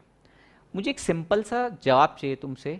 एक बाम की डब्बी बनाने के लिए एक ढक्कन लगेगा, 2 बाम की डब्बी बनाने के लिए 2 ढक्कन लगेंगे, 10 बाम की डब्बी बनाने के लिए 10 ढक्कन लगेंगे, 10 कैप लगेंगे, 50 बाम बनाने के लिए 50 कैप लगेंगे। ठीक है, तो जितने ज्यादा प्रोडक्ट उतना ज्यादा रॉ मटेरियल, जितना ज्यादा मैं आउटपुट बनाऊंगा उसी प्रपोर्शन में मुझे इनपुट लगेगा, तो उसको बोलते हैं डायरेक्ट कॉस्ट। वो डायरेक्टली प्रोडक्ट से रिलेटेड रहता है। पर ये प्रोडक्ट बनाने के लिए क्या मुझे इलेक्ट्रिसिटी भी लगी होगी? क्या मुझे एयर कंडीशनिंग भी लगी होगी? ठीक है, क्या मुझे रूम सर्विसेज भी लगी होगी? क्या मुझे इंटरनेट सर्विसेज भी लगी होगी? तो बताओ, ये बाम बनाने के लिए कितना जीबी इंटरनेट लगा, कितनी कॉस्ट इसमें डालूं? बताओ, ये बाम बनाने के लिए कितनी इलेक्ट्रिसिटी लगी, कितनी इलेक्ट्रिसिटी के यूनिट इसमें डालूं? बताओ, कितनी चाय पी है मेरे स्टाफ ने, तो वो वाला खर्चा भी इस पे अलोकेट करूं? वो पॉसिबल नहीं है। कुछ खर्चे डायरेक्टली, जैसे ये ढक्कन, इस पे डायरेक्टली एट्रीब्यूट कर सकते हैं, डायरेक्टली पता है वो इसको लगने वाला है, तो इसको बोलते हैं डायरेक्ट कॉस्ट। और इनडायरेक्ट कॉस्ट का मतलब क्या होता है? एक ऐसी कॉस्ट है जो इनकर तो हुई है, इंटरनेट का खर्चा आया, इलेक्ट्रिसिटी का खर्चा आया, हाउसकीपिंग का खर्चा है, तो खर्चा तो हुआ है, पर इस प्रोडक्ट के लिए स्पेसिफिकली कितना लगा ये बताना मुश्किल है, तो उसको बोलते हैं इनडायरेक्ट कॉस्ट। ठीक है, इनडायरेक्ट कॉस्ट को हम बोलते हैं period cost. For example, electricity तुम 1 मंथ के लिए पे करते हो, इंटरनेट कनेक्शन तुम 1 मंथ के लिए लेते हो, हाउस कीपिंग चार्जेस तुम 1 मंथ के लिए पे करते हो, इन शॉर्ट तुम पीरियड के लिए पे करते हो, इसलिए इसको बोलते हैं पीरियड कॉस्ट। सर फिर ऐसी कॉस्ट अलोकेट कैसे करते हैं इस पे? यही तुम्हें इंटर में सीखना है, पर मैं शॉर्ट में बताता हूं। ये जो ऐसी कॉस्ट रहती है जो तुम डायरेक्टली इस प्रोडक्ट के ऊपर चार्ज नहीं कर सकते हो, सुनना, अगर कोई कॉस्ट तुम डायरेक्टली इस प्रोडक्ट पे चार्ज कर सकते हो तो उसको बोलेंगे डायरेक्ट कॉस्ट, और कुछ खर्चा है जो तुम डायरेक्टली चार्ज नहीं कर सकते उसको बोलेंगे इनडायरेक्ट कॉस्ट। तुम्हारे लायक एग्जांपल देता हूं, अगर तुमने मेरी क्लास में एडमिशन लिया और मैंने तुम्हें एक नोटबुक दी 50 रुपए की, तो डायरेक्टली जितने एडमिशन होने वाले उतनी नोटबुक जाएगी, डायरेक्ट कॉस्ट। पर एक बच्चे के ऊपर इलेक्ट्रिसिटी का बिल कितना आने वाला है, एक बच्चे पर रेंट का चार्ज कितना आने वाला है, ये बताना मुश्किल है, तो इसको बोलते हैं इनडायरेक्ट कॉस्ट। तो क्या सर सिर्फ डायरेक्ट कॉस्ट ही चार्ज करना बच्चों पे? नहीं, इनडायरेक्ट कॉस्ट भी चार्ज होती है। कैसे चार्ज होती है देखो, हम क्या करते हैं, सारे इनडायरेक्ट कॉस्ट को लाइक रेंट, लाइट, इंटरनेट, इन सब की कॉस्ट को जोड़ देते हैं और इसको बोलते हैं कॉस्ट पूल। यानी एक समुंदर ऐसा जिसके अंदर सारी कॉस्ट डाल दी, समझो इसका टोटल आया 1 लाख। फिर डिवाइड कर देते हैं, मैंने इस महीने में कितने आउटपुट बनाए, लेट्स से मैंने 2 लाख यूनिट बनाए, सो मैं हर यूनिट पे 50 पैसा चार्ज कर दूंगा। प्लस ये ढक्कन का 1 रुपया लगा सर ये बाम जो इसके अंदर डाला वो 2 रुपए का था, सर इसको जो मेन बॉडी थी वो 3 रुपए की थी। तो ये जो है ये डायरेक्टली प्रोडक्ट से रिलेटेड है, इसको बोलेंगे डायरेक्ट कॉस्ट। ये डायरेक्टली प्रोडक्ट पे चार्ज हो जाती है और ये डायरेक्टली चार्ज नहीं होती है, इसे हम कॉस्ट पूल में डालते हैं। उसके बाद अपोर्शन करते हैं, अलोकेट करते हैं।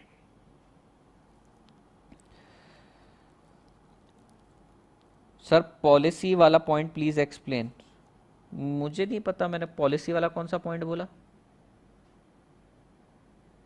ठीक है, तो डायरेक्ट कॉस्ट मतलब क्या है, डायरेक्टली आउटपुट से रिलेट कर सकते हैं। फॉर एग्जांपल, दूसरा एग्जांपल देता हूं, लेट्स से ये बॉटल है, ठीक है, ये बॉटल बनाने के लिए मैं प्रोड्यूसर, मुझे कुछ खर्चा आया होगा, मैंने ना पूरे एक फैक्ट्री बनाई, फैक्ट्री के अंदर स्टाफ रखा, फैक्ट्री के अंदर मैंने लेबर रखा, मैंने इलेक्ट्रिसिटी लगाई, एसी लगाया, सोफा वगैरह लगवाया जो एक साल भर बाद मैं निकाल देता हूँ, इंटरनेट वगैरह लगवाया, टीवी वगैरह लगवाया, हाउसकीपिंग रखा, ठीक है, प्लस ढक्कन परचेस करता हूं।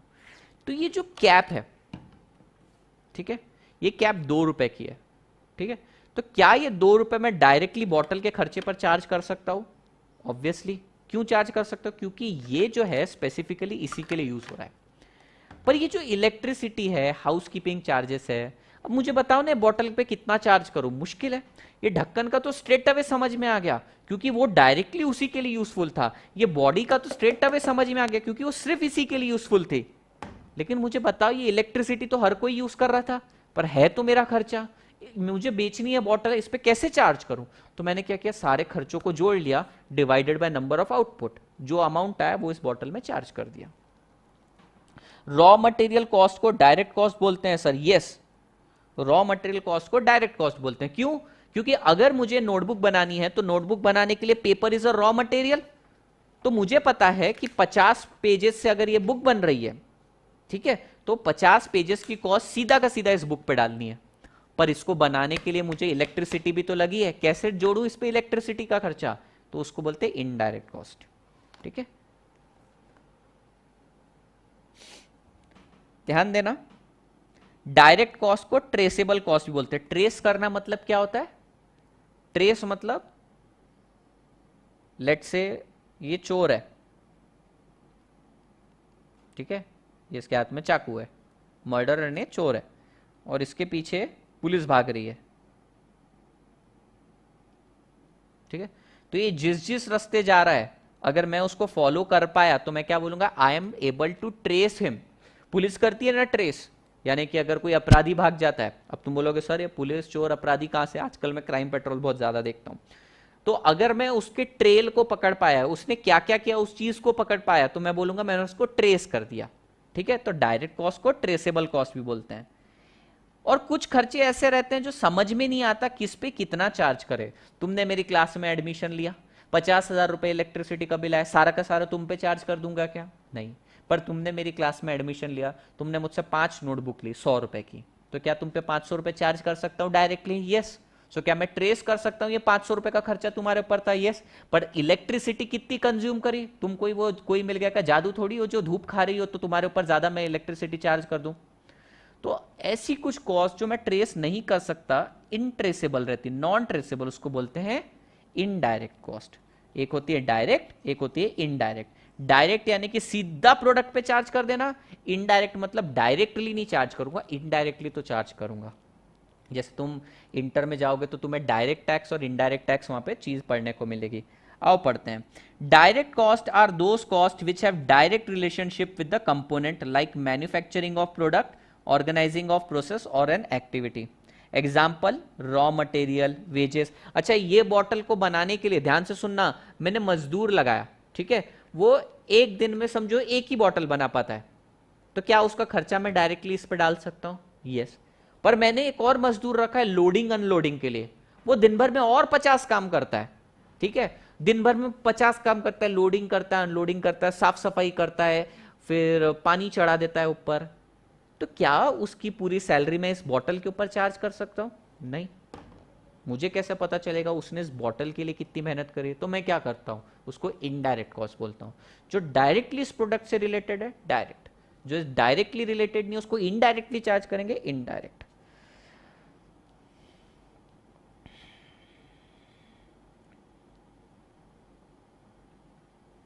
मेरी ड्राइंग में पुलिस और चोर में कोई डिफरेंस नहीं है। अरे भाई, इंसान इंसान में क्या फर्क होगा, दिखने में तो सब सेम ही होते हैं ना। अब ये पुलिस है, ले कैप पिना दी इसको बस,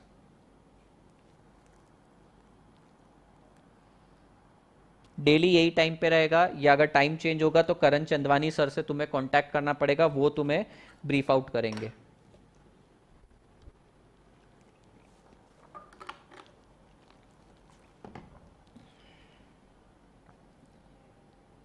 हाँ जी,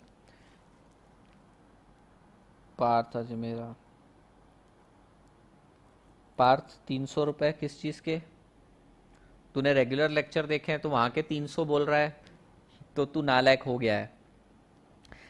अच्छा, डायरेक्ट कॉस्ट का रिलेशनशिप कैसे रहता है? डायरेक्टली प्रोडक्ट पे चार्ज कर सकते हैं। फॉर एग्जांपल, इस बॉटल को बनाने के लिए 5 किलो रॉ मटेरियल लगा, तो 5 किलो रॉ मटेरियल की कॉस्ट सीधा सीधा इस पे चार्ज कर दूंगा। ये बॉटल बनाने के लिए 5 किलो रॉ मटेरियल लगा, तो 5 किलो रॉ मटेरियल की कॉस्ट इस पे डायरेक्टली चार्ज कर दूंगा।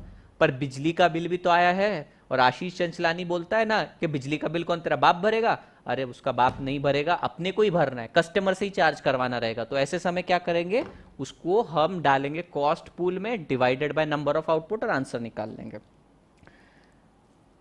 ठीक है, इसको डायरेक्टली चार्ज करते हैं। अब इनडायरेक्ट कॉस्ट क्या होता है? Indirect cost are those which are not easily identifiable to a particular product, plant और प्रोसेस। हम बता नहीं सकते इस प्रोडक्ट के लिए कितनी बिजली इस्तेमाल हुई, बता नहीं सकते कितना हाउस कीपिंग की सर्विसेज यूज हुई है, हम बता नहीं सकते कि ऑडिटर ने जो ऑडिट फीस चार्ज करी है वो भी तो एक खर्चा है, इस बॉटल पे चार्ज करना, पर कैसे करें? तुम बोलोगे सर ऑडिटर का पैसा इस पे क्यों चार्ज करना है? सारा का सारा पैसा प्रोडक्ट पे चार्ज करना रहता है, क्योंकि पूरा खर्चा इस पे चार्ज करूंगा तो कॉस्ट पता चलेगी, और फिर बाद में मैं अकॉर्डिंगली बेचूंगा मार्केट में। एग्जाम्पल देखना, फैक्ट्री रेंट। अभी मैंने रेंट पे एक फैक्ट्री ली है 50,000 रुपए में, तो वो क्या पूरे के पूरे 50,000 इस बॉटल पे चार्ज कर दूं? क्या ये बॉटल 50,000 में बेचूं? कोई लेगा क्या मुझसे? नहीं। तो मुझे हर एक पे, हर प्रोडक्ट पे थोड़ा थोड़ा चार्ज करना पड़ेगा। Electricity and other common cost, दो नॉट क्वांटिफाइबल। क्या बोल रहे हैं? एक प्रोडक्ट पे कितना चार्ज होगा ये बताना मुश्किल तो है, पर इसका मतलब ये नहीं कि मैं चार्ज नहीं करूंगा। मुश्किल है बताना इस पे कितना आएगा, पर इसका मतलब ये नहीं कि चार्ज नहीं करूंगा, मैं इनडायरेक्टली चार्ज करूंगा। Though not quantifiable, they may bear some functional relationship to the production, may vary with the volume of output in some definite way. ये पूरा का पूरा तुम कॉस्टिंग में पढ़ोगे, सीए इंटर में। और इसमें हम क्या करते हैं, ये वर्ड याद रखना, अपोर्शन। अपोर्शन मतलब क्या? टोटल कॉस्ट को इकट्ठा किया, डिवाइडेड बाय आउटपुट, इसको बोलते हैं अपोर्शन।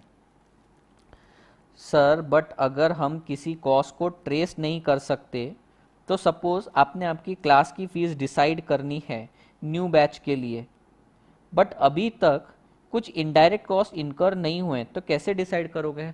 अच्छा, मुझे मेरी क्लास की फीस डिसाइड करनी है ना, तो मैं कैसे डिसाइड करूंगा? फॉर एग्जाम्पल, लेट्स से मेरे को सिर्फ अकेला एक ही सब्जेक्ट इकोनॉमिक्स पढ़ाना है, तो मैं 500 रुपए बुक कॉस्ट इसमें ऐड कर दूंगा।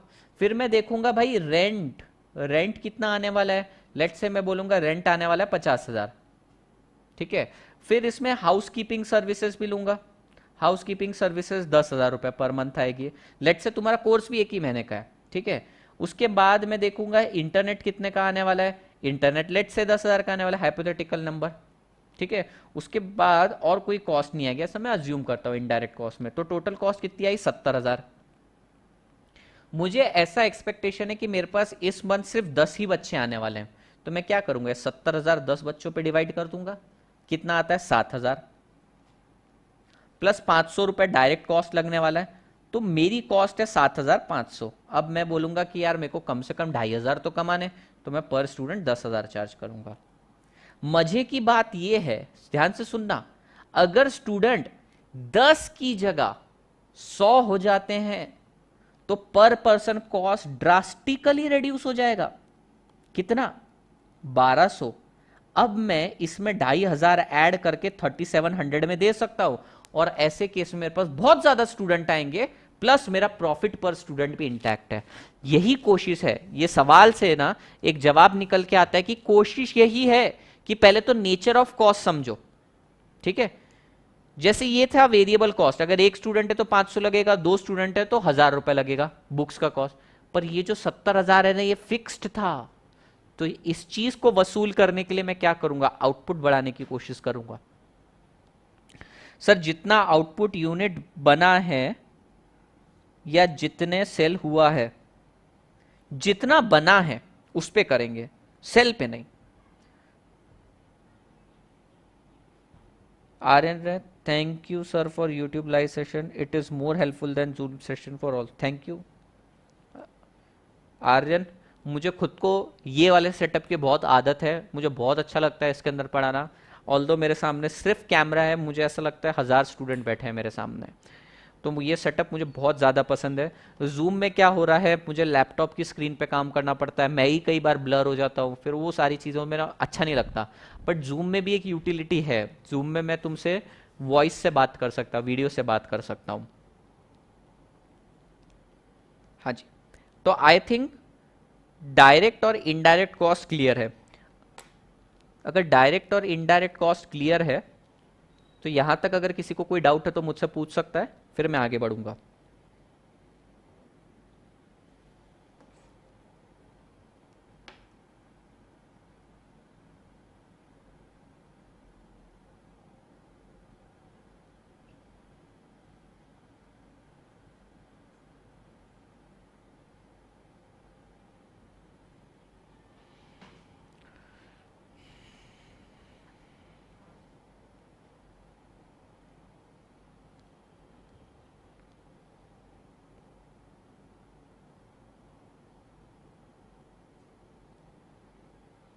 पढ़ते हैं आगे। Fixed cost versus variable cost, नाम समझने की कोशिश करते हैं, क्योंकि नाम में ही सब कुछ होता है। तुम बोलोगे शेक्सपियर ने बोला है कि भैया नाम में क्या रखा हुआ है, भैया नाम में ही सब कुछ रखा हुआ है।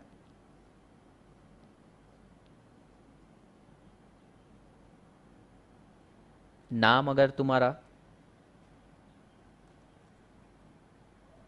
छोड़ो, एक होता है फिक्स्ड और एक होता है वेरिएबल। अपॉर्चुनिटी कॉस्ट का थर्ड पॉइंट, अपॉर्चुनिटी कॉस्ट का कॉस्ट ऑफ मिस्ड अपॉर्चुनिटी, इसके अंदर मैंने बोला था वी स्मार्ट में मुझे 1 लाख रुपए कमाने हैं तो मुझे जॉब के 90,000 मिस करने पड़ेंगे, तो वो 90,000 जो मिस करे वो अपॉर्चुनिटी कॉस्ट है।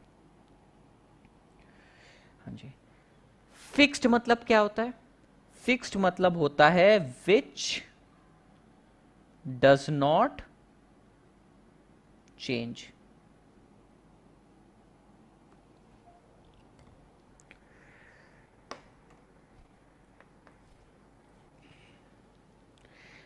फिक्स्ड का मतलब होता है something which does not change.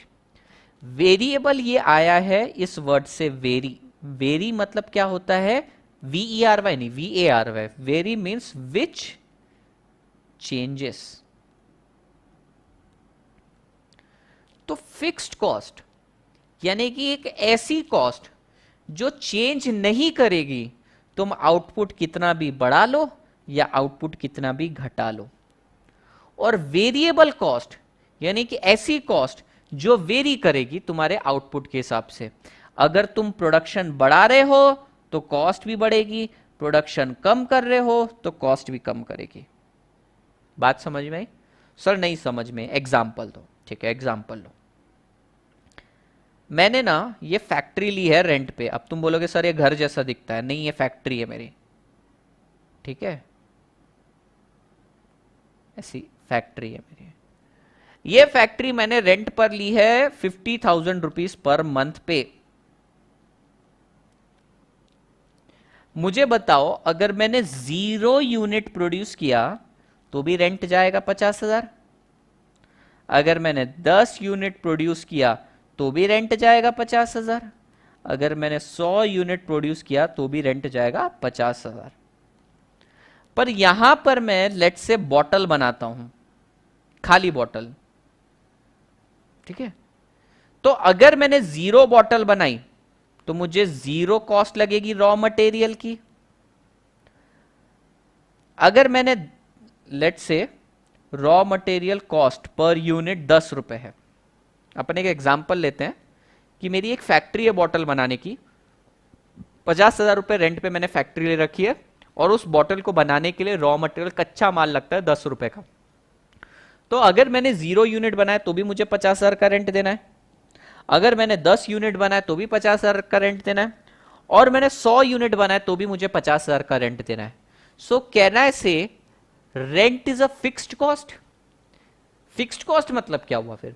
Fixed cost is a cost which does not vary with the level of output. To level of output कितना भी बढ़ा ले घटा ले, ये कॉस्ट कम ज्यादा नहीं होगी.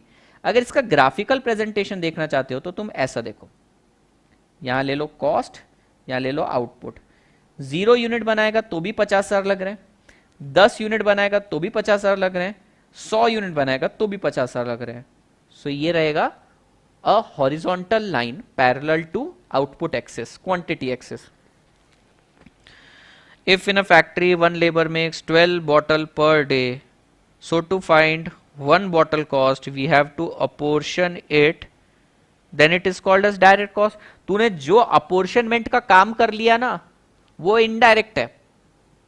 ठीक है, अगर तूने वो लेबर एक्सक्लूसिवली रखा है, तूने एक लेबर रखा है, let's say this is mister A, ये एक्सक्लूसिवली रखा है, ये दिन की 12 बॉटल बनाता है और 1200 रुपए लेता है, तो पर बॉटल 100 रुपए चार्ज करते आ रहा है कि नहीं तुझे? पर मुझे बता, ये मिस्टर ए 4 और काम करता है, तो क्या सारा के सारे 1200 रुपए तू इस बॉटल पे चार्ज कर देगा? नहीं. अगर तू डायरेक्टली चार्ज कर सकता है डायरेक्ट कॉस्ट, डायरेक्टली नहीं चार्ज कर सकता है इनडायरेक्ट कॉस्ट. जय किशन शाह, तू ही बता मुझे कौन सा चैप्टर लग रहा है तुझे? फाउंडेशन का स्टूडेंट है तू, मेरे को बता कौन सा चैप्टर लग रहा है. अच्छा चलो, मैं बॉटल बनाने गया तो रॉ मटेरियल लग रहा है पर बॉटल 10 रुपए. तो मेरी फैक्ट्री बंद थी क्वारंटीन के टाइम, ये लॉकडाउन के टाइम, तो मैंने 0 बॉटल बनाई, तो कितना रॉ मटेरियल लगेगा? 0 रुपीज का. 10 बॉटल बनाई तो 10 बॉटल इंटू 10 100 रुपीज का रॉ मटेरियल. मैंने 100 बॉटल बनाई तो 10 इंटू 100 1000 रुपीज का raw material. So can you see, if my output is low, my cost is low, variable cost की बात कर रहा हूं. If my output is high, my variable cost is high. इसका ग्राफ कैसे बनेगा? आउटपुट 0 तो कॉस्ट 0, आउटपुट बढ़ा कॉस्ट 100 हो गई, आउटपुट और बढ़ा कॉस्ट 1000 हो गई. सो ये बन गया variable cost.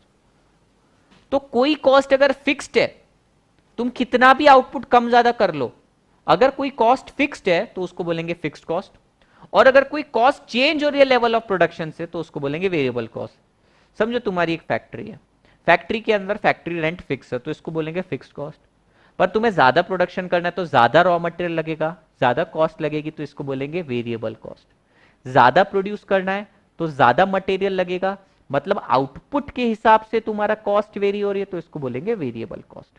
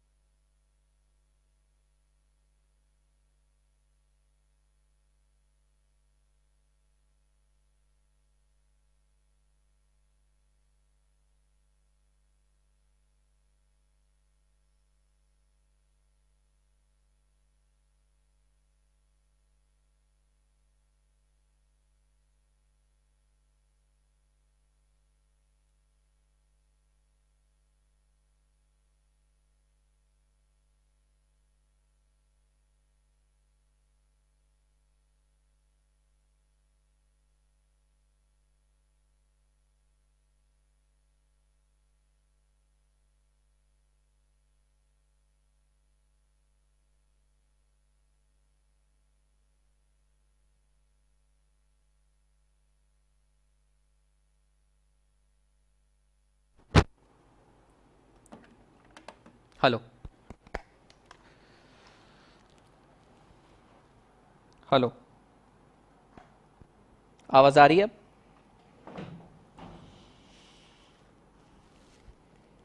Hello hello,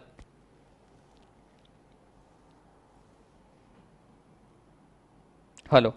okay, सो मैंने क्या बोला, फिक्स्ड कॉस्ट का ग्राफ ऐसा रहता है, फिक्स्ड कॉस्ट का ग्राफ ऐसा रहता है. ये है टोटल फिक्स्ड कॉस्ट का ग्राफ, ठीक है। और वेरिएबल कॉस्ट का ग्राफ कैसा रहता है? ऐसा। अगर तुम्हारा आउटपुट बढ़ रहा है तो तुम्हारा कॉस्ट भी बढ़ेगा। सर अभी आपने ऐसा बोला था कि ये तो स्ट्रेट लाइन होना चाहिए, ऐसा ऐसा नहीं होता है। जनरली क्या होता है, जैसे जैसे तुम ज्यादा आउटपुट प्रोड्यूस करते हो, तुम ज्यादा इनपुट मांगते हो, तो तुम ज्यादा इनपुट परचेस करते हो तो डिस्काउंट मांगते हो, तो कॉस्ट गिरता है। लेकिन एक लेवल के बाद economies get converted into diseconomies और तुम्हारा कॉस्ट बढ़ जाता है। तो ये इस तरीके से रहता है ऑनेस्टली। हाँ अर्जुन, मैंने रिपीट कर दिया। तो तुम्हारी बुक में तुम्हें ऐसा देखने को मिलेगा। सो ये जो डिप लिया है इसने, this is because of economies, economies यानी एडवांटेज। और ये जो एकदम बढ़ गया बाद में, this is because of diseconomies, ठीक है। सो हमें फिक्स कॉस्ट समझा क्या? यस सर, फिक्स्ड कॉस्ट समझा मतलब जो फिक्स्ड रहता है। वेरिएबल कॉस्ट समझा के? यस सर, वेरिएबल भी समझा। ज्यादा प्रोडक्शन करेंगे ज्यादा कॉस्ट लगेगा, कम प्रोडक्शन करेंगे कम कॉस्ट लगेगा, ठीक है। सर हमको सारे कॉस्ट टाइप को ऐड करना है प्रोडक्ट की कॉस्ट फाइंड करने के लिए। यस। अभी देख शिवम, शिवम सारे प्रोडक्ट की सारे टाइप की कॉस्ट को ऐड करना है, ये तो बात सही है। पर मुझे एक बात बता कि ये सारी कॉस्ट में से कौन सी कॉस्ट को तू कंट्रोल कर सकता है, कौन सी कॉस्ट तेरे कंट्रोल में नहीं है। ये चीज समझने के लिए पहले सारे टाइप्स ऑफ कॉस्ट समझेंगे और फिर मैं तुम्हें बताऊंगा कौन सी कॉस्ट को कंट्रोल किया जा सकता है, ठीक है। यहां तक समझ में आया क्या तुम्हें?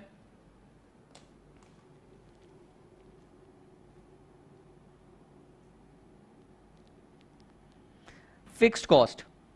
Fixed costs are the cost which do not vary with the output. Fixed cost is also called as period cost.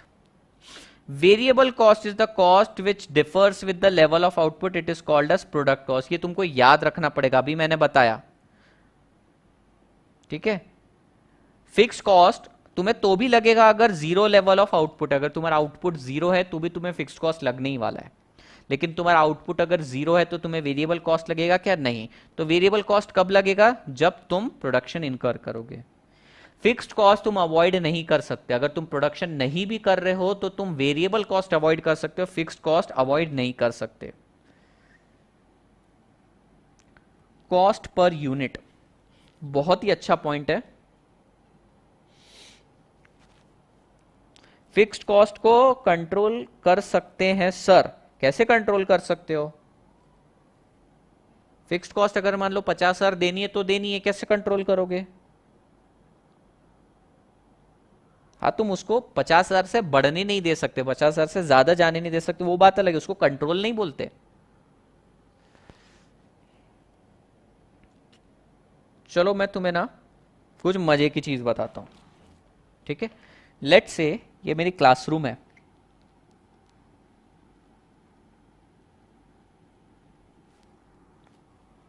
Let's say ये मेरा क्लासरूम है, इसकी कैपेसिटी है 50 स्टूडेंट्स की।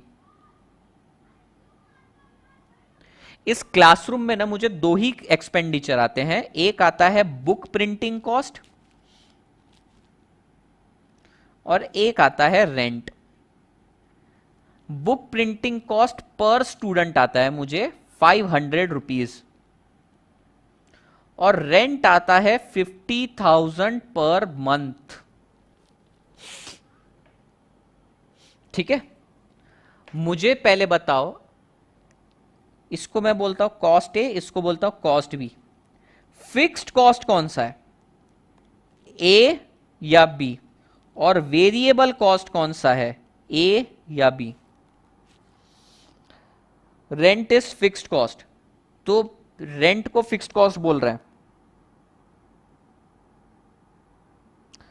Sir how do we incur fixed cost when the operations are suspended? मेरे पापा की shop है, ठीक है, वो रेंट पर है, वो लॉकडाउन के टाइम शॉप बंद थी, ऑपरेशन बंद थे, पर रेंट लिया ही लिया उन्होंने। तो क्या मैं कह सकता हूं कि अगर ऑपरेशन जीरो भी है तो भी मुझे फिक्स्ड कॉस्ट देनी पड़ी? Yes, fixed B. सबका आंसर सही है। अशोक अग्रवाल बोथ, पता नहीं बोथ, पता नहीं भांग खा कर आया है या तू अफीम चाट कर आया है, क्या बोल रहा है both? Sir B, B fixed, A variable. Good evening. PK both. Book print from fixed है, बुक प्रिंट फिक्स्ड है, बोथ आर फिक्स्ड। कैसे फिक्स्ड है भाई? रेंट तो फिक्स है, रेंट तो मुझे किसी भी हालत में देना है, मैंने क्लासरूम ले ली। पर मेरे पास अगर 0 स्टूडेंट आया तो मेरे को 0 बुक कॉस्ट लग रही है, 1 स्टूडेंट आया तो 500 लग रही है, 2 स्टूडेंट आया तो 1000 लग रही है। तो ये फिक्स थोड़ी है भाई, ये तो वेरिएबल है ना। 0 स्टूडेंट आया तो भी 50,000 लग रहे हैं, 10 स्टूडेंट आया तो भी 50,000 लग रहे हैं, 50 स्टूडेंट आया तो भी 50,000 लग रहे हैं। तो ये फिक्स्ड कॉस्ट है, ऊपर वाला वेरिएबल है ना। B fix, yes Abhishek, be fixed. ठीक है, सही जवाब दिया तुमने। एक बार ये नंबर्स पे ध्यान देना। लेट से मेरी क्लासरूम में एक ही बच्चा आया, मेरा फिक्स्ड कॉस्ट कितना लग रहा है? 50,000। मेरा वेरिएबल कॉस्ट कितना लग रहा है? 500 रुपए। मेरी टोटल कॉस्ट बताना कितनी लग रही है मुझे? 50,500 रुपए लग रही है सर। मेरे पास 2 स्टूडेंट आते हैं, मेरे पास 2 स्टूडेंट आते हैं, बताओ मुझे फिक्स्ड कॉस्ट रेंट कितना लगने वाला है? सर 50,000। वेरिएबल कॉस्ट कितना लगने वाला है? सर दोनों स्टूडेंट को आप बुक दोगे 500 की, 1000 रुपए। टोटल कॉस्ट कितना आ गया? 51,000। सर मेरे पास 10 स्टूडेंट आ गए, फिक्स्ड कॉस्ट कितना लगेगा? रेंट वही 50,000। बुक कॉस्ट कितना लगेगा? 5,000। टोटल कॉस्ट कितना? 55,000। मेरे पास फुल कैपेसिटी पे 50 स्टूडेंट आ गए, रेंट कितना लगेगा? फिर से 50,000। बुक का कितना लगेगा? 25,000। टोटल कितना हो गया? 75,000।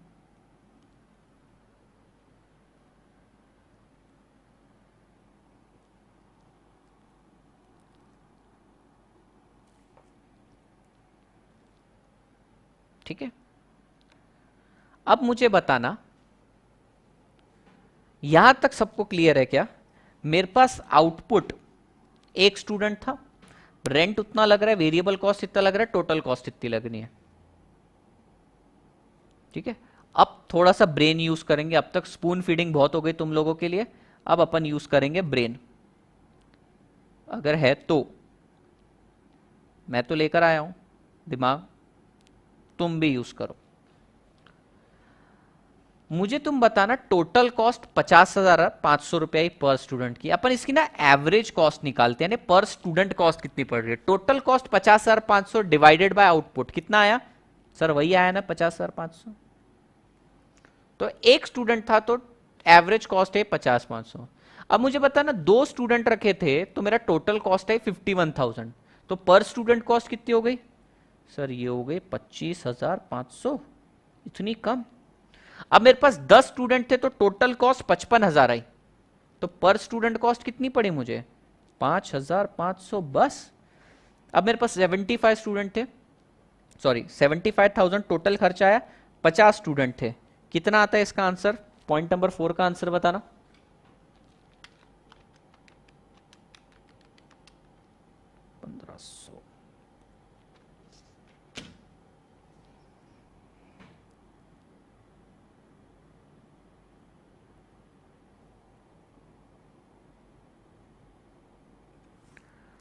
इससे क्या कंक्लूजन ड्रॉ करने को मिलती है?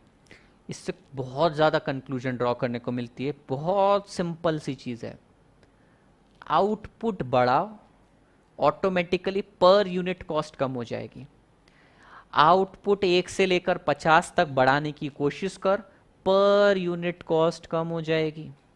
समझ में आया धंधा किस तरीके से करना है? 50,000 अवॉइडेबल थे क्या? नहीं, वो तो किसी भी हालत में देने हैं, मतलब देने ही है तुझे। वेरिएबल कॉस्ट, जितना आउटपुट उतनी कॉस्ट आनी है, ये भी बात सही है। फिर अब प्रॉफिट कैसे कमाना? मैं एक ही स्टूडेंट से 50,500 रुपए फीस चार्ज करूंगा, क्या देगा थोड़ी? मेरे को तो समझो 5,000 फीस चार्ज करनी, तो ऐसे समय मुझे प्रॉफिट में आने के लिए क्या करना पड़ेगा? मुझे आउटपुट बढ़ाना पड़ेगा। तो ये करना पड़ता है हमें बिजनेस के अंदर। पहले तो कॉस्ट का नेचर समझो, उसके बाद पर यूनिट कॉस्ट गिराने की कोशिश करो। समझ में आए? अगर इसका ग्राफ देखोगे तो अपन बाद में इसके ग्राफ के ऊपर डिस्कशन करेंगे, क्योंकि शॉर्ट रन और लॉन्ग रन अपने को डिस्कशन है, उसके अंदर आराम से अपन डिटेल में ये चीज पढ़ने वाले हैं। अच्छा, ये हो गई एवरेज कॉस्ट। क्या तुम मुझे एवरेज फिक्स्ड कॉस्ट निकाल के बता सकते हो? एवरेज फिक्स्ड कॉस्ट, अगर सच में तुम्हें एक कॉन्सेप्ट समझ में आए तो मुझे एवरेज फिक्स्ड कॉस्ट निकाल के बताओ।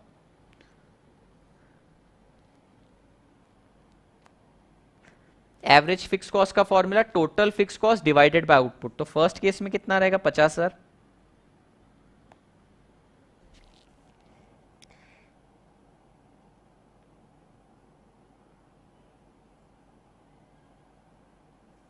वासुदेव, तुमने बहुत आगे की स्टोरी बता दी, मैं तो अभी सिर्फ टाइप्स ऑफ कॉन्सेप्ट, मतलब टाइप्स ऑफ कॉस्ट क्लियर कर रहा हूं।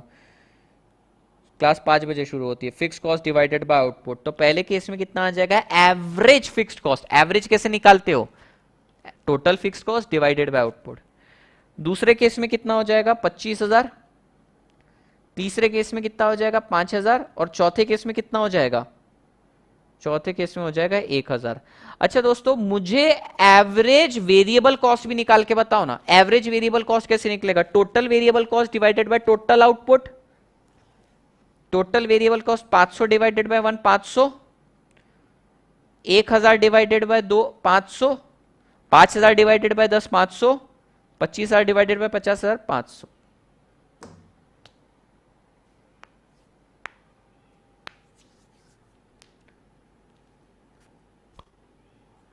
यहां से बहुत चीजें क्लियर होने वाली है।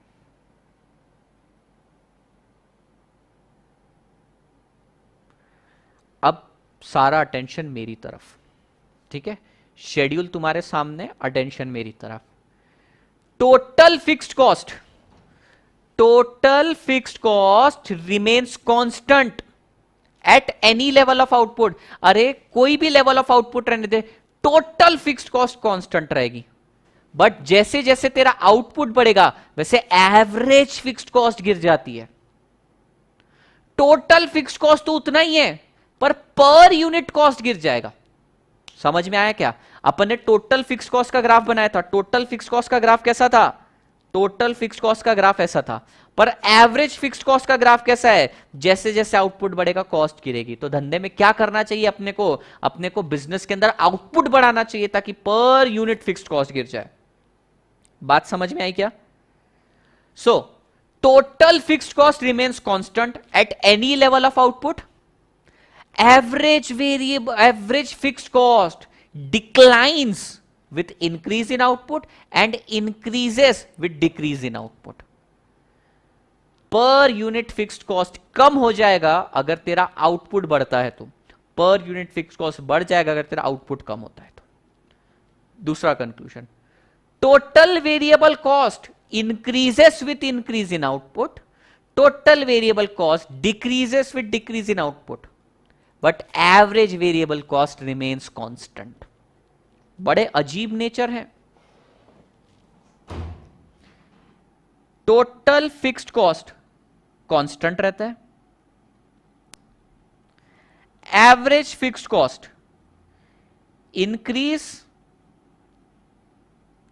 With decrease in output and decrease with increase in output. ठीक है? टोटल वेरिएबल कॉस्ट हमने देखा था, टोटल वेरिएबल कॉस्ट ज्यादा प्रोड्यूस करना है तो ज्यादा पैसा लगेगा, increases with increase in output, decreases with decrease in output, average variable cost constant. ये बच्चों को समझ में ही नहीं आता। अगर तुमको सच में समझ में आ गया तो बहुत अच्छी बात है, और अगर नहीं समझ में आया तो तुम जनरल कैटेगरी को बिलोंग करते हो, क्योंकि जनरल कैटेगरी स्टूडेंट को सिंपल सी चीज समझ में नहीं आती। Total fixed cost constant, average variable cost constant, average fixed cost गिरता है विथ इंक्रीज इन आउटपुट और बढ़ता है विथ डिक्रीज इन आउटपुट, और total variable cost increases with increase in output and decreases with decrease in output. शायरी विथ अनंत नमस्ते बोल रहे हैं। सर एवरेज फिक्स कॉस्ट नहीं समझा। एवरेज फिक्स कॉस्ट बहुत सिंपल है ना, एवरेज निकालना है अपने को, total fix cost divided by output. 50,000 divided by 1, 50,000 divided by 2, 50,000 divided by 10, 50,000 divided by 50। Average fix cost is inversely related to output, कह सकते हो। Variable cost constantly increases, total variable cost constantly increases with increase in output, and average variable cost constantly decreases। नहीं अर्जुन, तुमने गलत बोल रहे हो। Average variable cost तो कांस्टेंट है ना, एवरेज वेरिएबल कॉस्ट तो कांस्टेंट है। नहीं नहीं नहीं, वापस से करते हैं। मैंने एक क्लासरूम खोली, उसमें फिक्स्ड रेंट जा रहा है 50,000 रुपए पर मंथ, और पर पर्सन कॉस्ट आ रही है 500 रुपए बुक की कॉस्ट। एक स्टूडेंट आया तो मैंने रेंट दे दिया लैंडलॉर्ड को और 500 रुपए की बुक प्रिंट करवाई। बताओ खर्चा कितना है? 50,500। दो स्टूडेंट आया तो भी लैंडलॉर्ड ने कितना पैसा लिया मुझसे? 50,000 ही लिया, प्लस बुक का कॉस्ट, प्रिंटर ने मुझसे 1,000 रुपए ले लिया। 10 स्टूडेंट आए तो लैंडलॉर्ड ने फिर भी 50,000 ही लिया और प्रिंटर ने 5,000 ले लिए, क्योंकि 500 रुपए के हिसाब से पर बुक थी। 50 स्टूडेंट आ गए तो लैंडलॉर्ड ने कांस्टेंट लिया और 25,000 रुपए मेरा वेरिएबल खर्चा आया। अब मुझे एवरेज निकालना है। एवरेज निकालने के लिए क्या करना पड़ेगा? एवरेज फिक्स्ड कॉस्ट कैसे निकालूंगा मैं? Total fixed cost divided by output. 50,000 divided by 1, 50,000 divided by 2, 50,000 divided by 10, 50,000 divided by 50।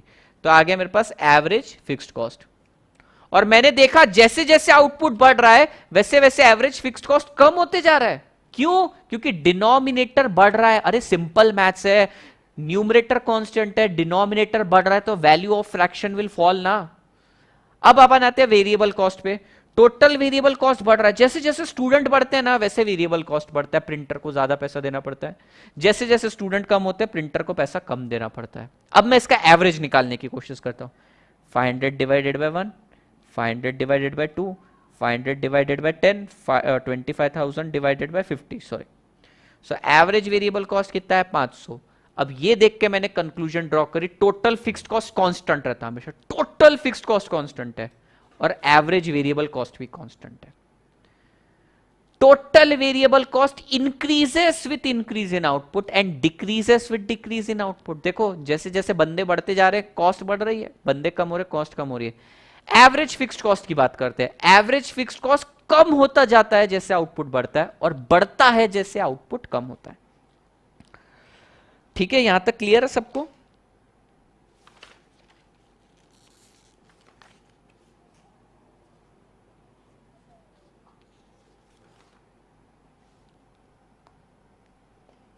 मैं तुम्हारे सामने ना कुछ ग्राफ्स ड्रॉ करता हूं, मुझे बताना है किस चीज के।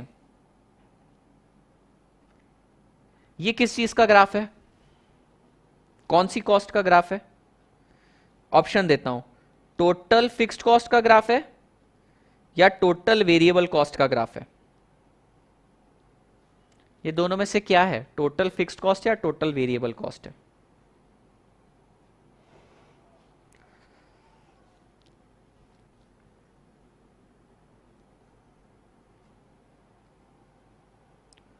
Total fixed cost, yes total fixed cost. क्यों सर? ये कांस्टेंट है। अच्छा ये बताना मुझे, ये नहीं जमेगा। ये बताओ ये क्या है? ये टोटल फिक्स्ड कॉस्ट है या टोटल वेरिएबल कॉस्ट है? ये नहीं जमेगा तुम्हें।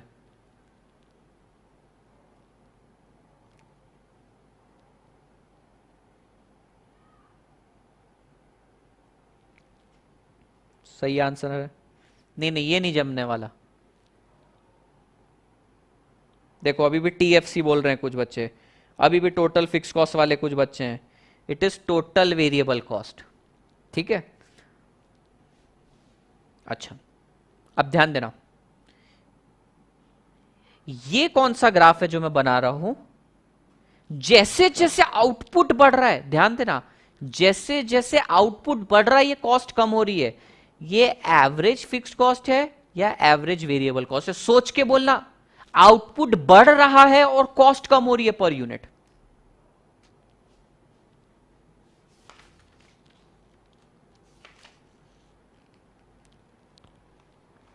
Average fixed cost, yes.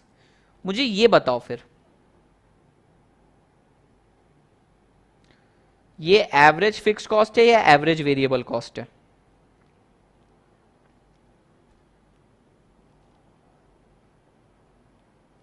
ये एवरेज वेरिएबल कॉस्ट है, पर एक्चुअली एवरेज वेरिएबल कॉस्ट ऐसा नहीं आता है। एवरेज वेरिएबल कॉस्ट मैं बताता हूं, ध्यान देना, कुछ ऐसा आता है। आइडियली तो होना चाहिए कांस्टेंट, पर क्या होता है जब हम ना प्रोडक्शन बढ़ाते हैं तो हमें सप्लायर डिस्काउंट देता है, तो वो कॉस्ट कांस्टेंट नहीं रहती, गिर जाती है। लेकिन एक लेवल के बाद वो कॉस्ट बढ़ जाती है। तो एक्चुअली ये ग्राफ ऐसा आएगा, तो इसको अपन टाइमिंग साइड में रखते हैं, इसको बाद में पढ़ेंगे। मुझे जो जो पॉइंट कवर करवाने मैं वो अभी कवर करवा देता हूं। हमने टोटल फिक्स्ड कॉस्ट को कवर कर लिया, जो सबसे ज्यादा इंपॉर्टेंट था। ठीक है, हमने टोटल वेरिएबल कॉस्ट को कवर कर लिया। ठीक है, अब एक बार ग्राफ पे आना ऊपर, मुझे बताना टोटल कॉस्ट पे ध्यान दो। टोटल कॉस्ट का ग्राफ बना के बताओ ये कैसा है। टोटल कॉस्ट का भी ग्राफ इंपॉर्टेंट है।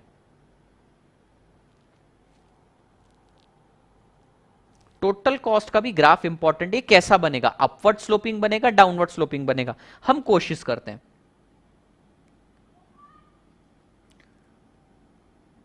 सर ये देखो, ये आपका टोटल फिक्स्ड कॉस्ट का ग्राफ। हाँ भाई सही है। सर ये आपका टोटल वेरिएबल कॉस्ट का ग्राफ। हाँ भाई हाँ। और इन दोनों का एडिशन 50,500, ये है सर आपका टोटल कॉस्ट का ग्राफ। सर ये कैसे किया आपने, और इसको यहां से क्यों स्टार्ट किया, इसको इस पॉइंट से क्यों स्टार्ट किया, और कोई पॉइंट से क्यों नहीं स्टार्ट किया? ग्राफ के अंदर ना हम करते हैं लैटरल समेशन। हमने क्या किया, ये वाला पोर्शन समझो, मुझे ये पॉइंट डिटरमाइन करना है कि ये पॉइंट कैसे आया, तो मैंने क्या किया, ये वाला पोर्शन ऐड किया प्लस उसमें ये वाला भी पोर्शन ऐड कर दिया। यानी कि फिक्स्ड कॉस्ट के जितना तो ऐड कर ही दिया, साथ ही साथ ये भी ऐड करा। सो ये प्लस इतना वाला पार्ट बन गया। ठीक है, सुनो, ये हो गया तुम्हारा टोटल फिक्स्ड कॉस्ट, ये हो गया तुम्हारा टोटल वेरिएबल कॉस्ट। इन दोनों ग्राफ को ऐड कैसे करते हैं? जब तुम्हारा आउटपुट 0 था तब तुमने सिर्फ फिक्स्ड कॉस्ट इनकर किया। तो जब तुम्हारा आउटपुट 0 है तो तुम्हारी total cost is equals to total fixed cost. कैसे sir? Total cost is equals to total variable cost plus total fixed cost. अगर तुम्हारा आउटपुट 0 है, आउटपुट 0 है यानी रॉ मटेरियल 0 है, so at 0 level your total cost is equals to total fixed cost. ये वाला point, जैसे जैसे आउटपुट बढ़ता जाता है तुम्हें टोटल वेरिएबल कॉस्ट और टोटल फिक्स्ड कॉस्ट को ऐड करना पड़ता है। इन दोनों ग्राफ को इस तरीके से ऐड किया जाता है।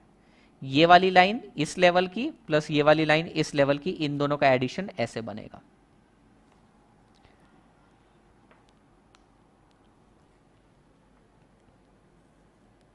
अभी मैं सिर्फ बेस बिल्ड कर रहा हूं, मैं सब कुछ आज के आज ही, अब भी 10 मिनट में सब समराइज भी करवा दूंगा।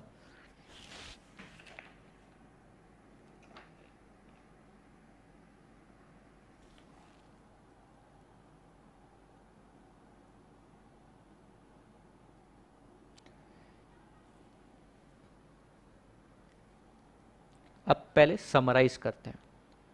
एक होता है टोटल कॉस्ट। टोटल कॉस्ट मतलब क्या होता है? Total fixed cost. Total fixed cost मतलब क्या होता है? Fixed cost means the cost which does not change with the level of output. Variable cost क्या होता है? Variable cost is the cost which changes with the level of output. और total cost क्या होता है? टोटल कॉस्ट इन दोनों का सम होता है, fixed cost plus total variable cost. Graphically अगर मैं इसको ड्रॉ करने गया तो टोटल फिक्स्ड कॉस्ट ऐसा आता है, टोटल वेरिएबल कॉस्ट ऐसा आता है, और इन दोनों का समेशन टोटल कॉस्ट।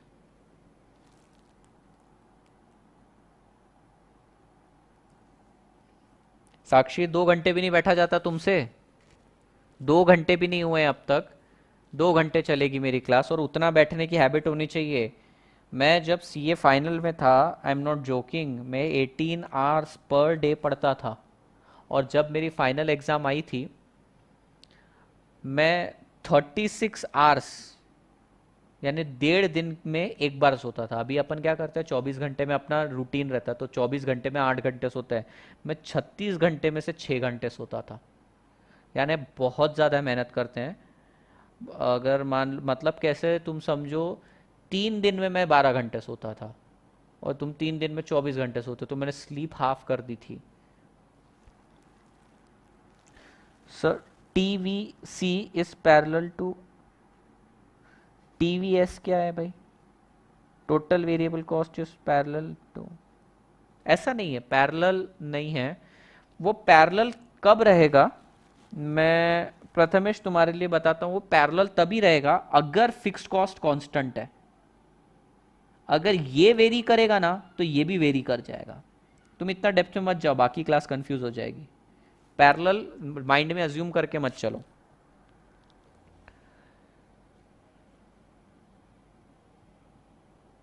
ठीक है, नेक्स्ट देखना कमिटेड कॉस्ट। अब ये जितने भी ग्राफ है ना, ये चैप्टर में बाद में आने वाले, मैंने बेस क्लियर करवा दिया है सिर्फ। एक होता है कमिटेड कॉस्ट। कमिटेड कॉस्ट मतलब क्या होता है, तुमने एक बार कमिटमेंट दे दिया, अब ये कॉस्ट इनकर करना पड़ेगा, मतलब पड़ेगा। डिस्क्रिशनरी कॉस्ट, डिस्क्रिशन मतलब क्या होता है, मेरी इच्छा अनुसार।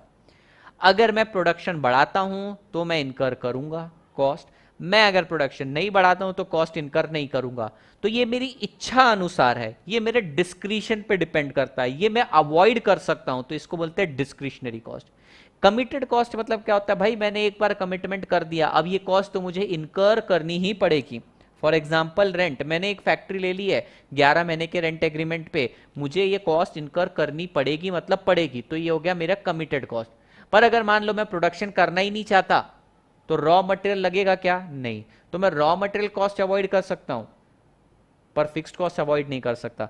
सो कमिटेड कॉस्ट का मतलब क्या होता है, कमिटेड कॉस्ट मतलब वो कॉस्ट होती है जिसको तुम अवॉइड नहीं कर सकते। डिस्क्रिशनरी कॉस्ट मतलब वो कॉस्ट हो सकती है जिसको तुम अवॉइड कर सकते हो। तो ये सब बीच का पढ़ने की जरूरत नहीं है, डायरेक्टली कमिटेड मतलब अवॉइड कर सकते हो, डिस्क्रिशनरी मतलब सॉरी कमिटेड मतलब जिसको अवॉइड नहीं कर सकते हो, और डिस्क्रिशनरी मतलब जिसको अवॉइड कर सकते हो, सिंपल। फाउंडेशन के लिए मिनिमम 12 घंटे पढ़ना पड़ेगा। तो कमिटेड मतलब अवॉइड नहीं कर सकते। भाई तुम अगर मान लो किसी रिलेशनशिप में कमिटेड हो, तो क्या तुम उसे अवॉइड कर सकते हो? अब बाबू सोना पिकाचू के तुम्हें कॉल अटेंड करने ही पड़ेंगे, तो अब ये अनअवॉइडेबल है। ठीक है, डिस्क्रिशनरी मतलब तुम सिंगल हो, तो किसी का मैसेज आया, रिप्लाई किया, नहीं किया, नहीं किया, तुम्हारे डिस्क्रिशन पे चल रहा है, तो वो तुम अवॉइड कर सकते हो। कमिटेड को तुम अवॉइड नहीं कर सकते, as simple as that.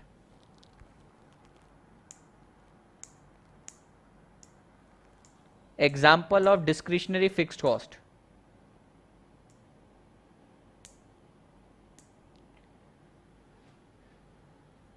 Example of discretionary fixed cost. For example, अगर मैं ऐसा सोचता हूं कि प्रोडक्शन बढ़ाना है, तो प्रोडक्शन बढ़ाने के लिए एडिशनल फैक्ट्री लेनी पड़ेगी। ठीक है, तो अब अगर मैं प्रोडक्शन बढ़ाता हूं तो फैक्ट्री का फिक्स्ड कॉस्ट लगेगा, प्रोडक्शन नहीं बढ़ाता तो फैक्ट्री का फिक्स्ड कॉस्ट नहीं लगेगा। तो वो जो फिक्स्ड कॉस्ट है अगर मैं अवॉइड कर पाया तो वो बन गया डिस्क्रिशनरी। अगर मैं उसको अवॉइड नहीं कर सकता, अगर रेंट एग्रीमेंट है, कमिटेड है, तो वो बन गया नॉन डिस्क्रिशनरी यानी committed fixed cost. Committed cost ये तो फिक्स्ड कॉस्ट जैसा ही है ना? नहीं, यहां पर दोनों फिक्स्ड है, कमिटेड फिक्स्ड कॉस्ट और डिस्क्रिशनरी फिक्स्ड कॉस्ट दोनों ही फिक्स्ड है, लेकिन एक फिक्स्ड ऐसा है जिसको तुम अवॉइड कर सकते हो कुछ भी करके। फॉर एग्जाम्पल रेंट एग्रीमेंट के अंदर एक क्लॉज है कि तुम कभी भी रेंट एग्रीमेंट को टर्मिनेट कर सकते हो, बंद कर सकते हो। तो वैसे तो रेंट फिक्स्ड कॉस्ट है, लेकिन अगर तुम उसे कभी भी टर्मिनेट कर सकते हो अपनी इच्छा अनुसार, तो वो आ गया डिस्क्रिशन। अगर नहीं कर सकते तो कमिटेड। इकोनॉमीज और डिस इकोनॉमीज मैंने प्रोडक्शन के चैप्टर में समझाया है, तो वो देख लेना। मार्जिनल कॉस्ट मैं कल लेने वाला हूं, अभी मैं सिर्फ लास्ट पार्ट ले रहा हूं, 2 मिनट का बाकी है। अदर कॉस्ट फटाफट देखना। हिस्टोरिकल कॉस्ट, भैया हिस्टोरिकल कॉस्ट मतलब क्या होता है? Historical cost is derived from the word history.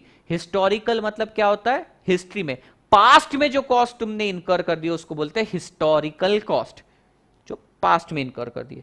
Replacement cost का मतलब क्या होता है, अगर तुम्हारे पास एक मशीनरी है, तुम्हें उसको रिप्लेस करने के लिए दूसरी मशीनरी लानी है और उसके लिए पैसा लगेगा, तो ये वाली कॉस्ट को बोलेंगे अपन रिप्लेसमेंट कॉस्ट। तो fixed cost is incurred in past, replacement cost will be incurred in future. बात समझ में आ रही है? Historical cost is the cost which is incurred in the past and replacement cost is the cost which will be incurred in the future when you are going to replace certain things. फिर आता है incremental cost. Incremental cost का मतलब क्या होता है, marginal cost, ये मैं कल बताऊंगा। sunk cost, sunk cost means the cost which is incurred in the past and irrelevant for decision making. In short, sunk cost is nothing but historical cost. sunk cost और historical cost एक ही है। sunk cost and historical cost are the cost which is incurred in the past. ये एक ऐसी चीज है जो तुमने पास्ट में incurred कर दी है and it is not relevant for decision making. ठीक है, तुम्हें आगे चल के एक फैक्ट्री डालनी है 50 करोड़ की और तुमने 3 साल पहले एक लैंड लेके रखा हुआ है, ठीक है, और उस पर तुम खेती करते हो। फैक्ट्री डालनी है, लैंड के ऊपर खर्चा किया है, लैंड के ऊपर तुमने पास्ट में खर्चा किया है, उसका डिसीजन, फैक्ट्री का डिसीजन एक दूसरे से जुड़ा हुआ नहीं है। सो historical cost means the cost which is incurred in the past, sunk cost is also the cost which is incurred in the past and it is irrelevant for decision making. Historical cost को हम present में क्यों याद करते हैं, किसने बोला याद करते हैं? मैं तो बता रहा हूं, मैं कंपेयर कर रहा हूं रिप्लेसमेंट और हिस्टोरिकल कॉस्ट को। तुमने एक फैक्ट्री लगा दी 4 साल पहले, कुछ तो कॉस्ट इनकर किया होगा, तो वो वाली कॉस्ट जो है वो हिस्टोरिकल कॉस्ट है। जितने भी land, building, plant and machinery तुम बुक में रिकॉर्ड करते हो ना without depreciation, gross value, historical cost है। और संक कॉस्ट क्या होती है? संक कॉस्ट एक ऐसी कॉस्ट होती है जो तुमने पास्ट में इनकर करी रहती है पर अब उसका कोई महत्व नहीं है। ठीक है, लास्ट पार्ट ले रहा हूं मैं, private cost versus social cost. बहुत सिंपल है। प्राइवेट कॉस्ट मतलब होता है implicit plus explicit cost. Sir implicit cost मतलब? इंप्लिसिट कॉस्ट मतलब जिसमें तुम्हारे पॉकेट से पैसा नहीं जाता है, एक्सप्लिसिट मतलब जिसमें पॉकेट से पैसा जाता है। इन दोनों को ऐड करते हो तो तुम्हें क्या मिलता है? Private cost. सर हमने ना थोड़ी देर पहले पेज नंबर 1 पे इंप्लिसिट और एक्सप्लिसिट को ऐड किया था और हमने उसको इकोनॉमिक बोला था। हाँ, तो दोनों एक ही है ना। अरे भाई 2 + 2 भी 4 होता है, 3 + 1 भी 4 होता है। सो इम्प्लिसिट कॉस्ट मतलब एक ऐसी कॉस्ट जिसमें तुम्हारे पॉकेट से एक्सपेंडिचर नहीं होता है, बुक में रिकॉर्ड नहीं करते हैं। एक्सप्लिसिट कॉस्ट मतलब एक ऐसी कॉस्ट जिसमें तुम्हारे पॉकेट से पैसा आता है और बुक में रिकॉर्ड करते हैं। इन दोनों को ऐड कर देते तो हमको क्या मिलता है? हमको प्राइवेट कॉस्ट मिलती है, या फिर उसको हम इकोनॉमिक कॉस्ट भी बोलते हैं। समझ में आए? और सर सिर्फ एक्सप्लिसिट को क्या बोलते हैं? उसको आउटले कॉस्ट, उसको आउट ऑफ पॉकेट कॉस्ट, उसको अकाउंटिंग कॉस्ट भी बोलते हैं। Opportunity cost is implicit cost. Yes sir, sunk cost का एग्जाम्पल दो ना। दीपक कुमार विश्वकर्मा, अगर तू संक कॉस्ट का एग्जाम्पल समझ पाया तो सुन। मुझे ना फ्यूचर में एक प्रोजेक्ट करना है, ठीक है, मुझे बहुत बड़ा प्लांट डालना है, ठीक है। अब ये प्लांट डालूं या नहीं डालूं, इसके लिए ना मैंने एक बंदे को हायर किया कि जा प्रोजेक्ट रिपोर्ट बना के आ। इस प्रोजेक्ट रिपोर्ट बनाने के लिए उसने 1 लाख रुपए ले लिए। अब मुझे बता, अगर प्रोजेक्ट सिलेक्ट होता है तो भी 1 लाख रुपए जेब से गए, अगर प्रोजेक्ट रिजेक्ट होता है तो भी 1 लाख रुपए जेब से गए।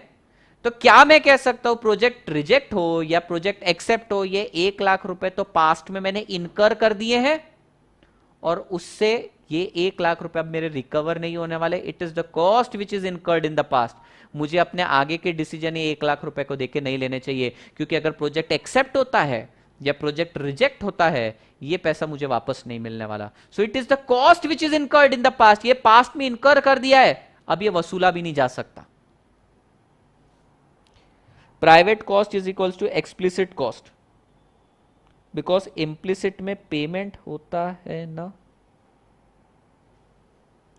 इम्प्लिसिट में पेमेंट नहीं होता है।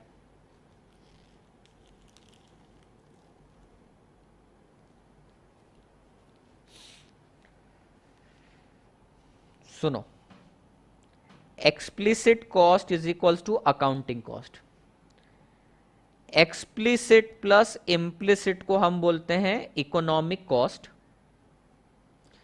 Oblique private cost. अब ध्यान से सुनना, private cost, last concept, private cost plus, ध्यान से तो सुनना मैं क्या बोल रहा हूं, external cost is equals to social cost. मैंने यहां पे वर्ड लिखा है एक्सटर्नल, मैंने एक्सप्लिसिट नहीं लिखा है, मैंने लिखा है एक्सटर्नल। इसके ऊपर तुम्हें सीए इंटर में मैं बहुत ज़्यादा डिटेल में पढ़ाऊंगा, अभी इन शॉर्ट में बता देता हूं एक्सटर्नल कॉस्ट मतलब क्या होता है। External cost is the cost which is imposed, तुम्हें नहीं समझेगा मैं जानता हूं। एक्सटर्नल कॉस्ट, एक्सप्लिसिट नहीं, external. External cost is the cost which is imposed by originator on recipient which incurred benefit or cost on recipient for which no price is paid in the market। कुछ नहीं समझा होगा तुम्हें, example लेते हैं। Let's say एक garden है, इस गार्डन के अंदर कौन बैठा है, दीपक बैठा है, ठीक है, दीपक बैठा है और साथ साथ कोई लड़की का नाम यहाँ पे साक्षी है, ठीक है, साक्षी भी है, ठीक है। साक्षी के पास एक कुत्ता है, साक्षी क्या कर रही है, इस कुत्ते को घुमा रही है, ठीक है। अब क्या हुआ, सडनली साक्षी के इस कुत्ते ने दीपक को काट लिया। अब मुझे बताओ, साक्षी के डॉग ने इसको काट लिया, अब क्या नाम है, दीपक तू इससे पैसे मांगेगा, समझ तूने नहीं मांगे। तो ये जो है साक्षी, ये है ओरिजिनेटर, ओरिजिनेटर ने रेसिपिएंट का नुकसान किया और ये पूरे ट्रांजैक्शन में कहीं भी पैसा इन्वॉल्व नहीं होता है, तो इसको बोलते हैं एक्सटर्नल कॉस्ट। एक्सप्लिसिट नहीं, इम्प्लिसिट नहीं, ये है एक्सटर्नल कॉस्ट। सर वैसे तो इम्प्लिसिट कॉस्ट में भी पैसा इन्वॉल्व नहीं रहता, तो उसमें और इसमें क्या फर्क है। Implicit cost is important for decision making. यहां पे साक्षी के कुत्ते ने दीपक को काटा, ये कोई डिसीजन मेकिंग के लिए इंपॉर्टेंट था क्या? सो ये डिसीजन मेकिंग के लिए इंपॉर्टेंट नहीं है। Implicit cost is important for decision making. बहुत टाइप की कॉस्ट हो गई हमारे पास। सबसे पहले एक्सप्लिसिट, एक्सप्लिसिट यानी कि जिसमें पेमेंट होता है। फिर आता है इम्प्लिसिट। इम्प्लिसिट में क्या होता है? नो पेमेंट, बट इंपॉर्टेंट रहता है, इंपॉर्टेंट फॉर डिसीजन मेकिंग। ठीक है। सिर्फ एक्सप्लिसिट कॉस्ट को क्या बोलते हैं? सिर्फ एक्सप्लिसिट कॉस्ट को बोलते हैं accounting cost. Explicit plus implicit को क्या बोलते हैं? प्राइवेट कॉस्ट या फिर इकोनॉमिक कॉस्ट। अब एक लास्ट कॉस्ट कौन सी बोली मैंने? External cost. एक्सटर्नल कॉस्ट के अंदर भी नो पेमेंट रहता है, नो पेमेंट। फिर इंप्लिसिट और एक्सटर्नल में डिफरेंस क्या है? But also not important for decision. So explicit plus implicit plus external से तुम्हें मिल जाएगा सोशल। लगे तो ये ग्राफ भी बना सकते हो।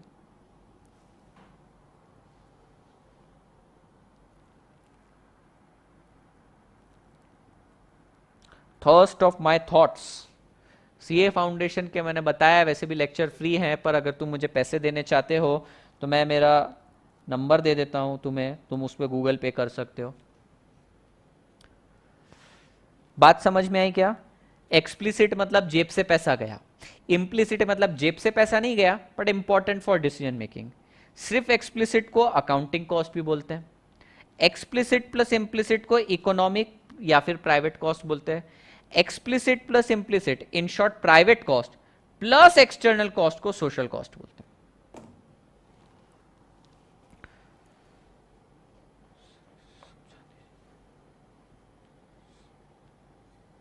सब गरीब हैं, फर्स्ट ऑफ माय थॉट सभी गरीब हैं, कुबेर जी और लक्ष्मी जी को छोड़ के सब कोई गरीब है। देखो क्या लगता है अंबानी अमीर है? अंबानी अगर इतना अमीर होता तो आज काम धंधा थोड़ी करता।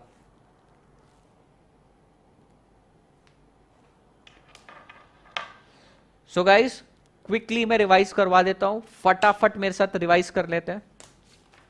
सबसे पहले हमने ये चैप्टर स्टार्ट किया, इस चैप्टर के अंदर हमने कॉस्ट कंसेप्ट समझने की कोशिश करी। कॉस्ट कंसेप्ट क्या होता है? बेसिकली किसी भी प्रोडक्ट की कॉस्ट निकालना। अब कॉस्ट निकालना है तो हमें यह भी समझना पड़ेगा कि कौन कौन से टाइप की कॉस्ट रहती है। तो हमने सबसे पहले देखा एक्सप्लिसिट कॉस्ट। एक्सप्लिसिट कॉस्ट मतलब क्या होता है? आउट ऑफ पॉकेट कॉस्ट यानी आउटले कॉस्ट, हमारी जेब से जो पैसा जाता है, it is recorded in the books of account. फिर दूसरा आता है implicit cost. Implicit cost is not recorded in the books of account, कोई डायरेक्ट पेमेंट नहीं होता, but it is important for decision making. फिर हमने देखा एक्सप्लिसिट कॉस्ट को ना अकाउंटिंग कॉस्ट भी बोलते हैं। इम्प्लिसिट कॉस्ट के बहुत ज्यादा नाम हैं, जैसे notional cost, imputed cost, opportunity cost. Explicit plus implicit दोनों को मिला दिया तो इकोनॉमिक कॉस्ट मिलती है, ठीक है। फिर हमने देखा अपॉर्चुनिटी कॉस्ट। अपॉर्चुनिटी कॉस्ट मतलब क्या होता है? अ cost which is relevant for decision making, एक ऐसी कॉस्ट जो डिसीजन मेकिंग के लिए रेलेवेंट है, इसमें भी कोई डायरेक्ट पेमेंट इन्वॉल्व नहीं रहता। इसके बहुत ज्यादा अलग अलग डेफिनेशन दी है, जैसे cost of next best alternative, cost of missed opportunity, the cost of option for gone, इस तरीके से नाम दिए जाते हैं, पर अल्टीमेटली हर कोई अपॉर्चुनिटी कॉस्ट को रिसेंबल करता है। फिर हमने देखा डायरेक्ट कॉस्ट।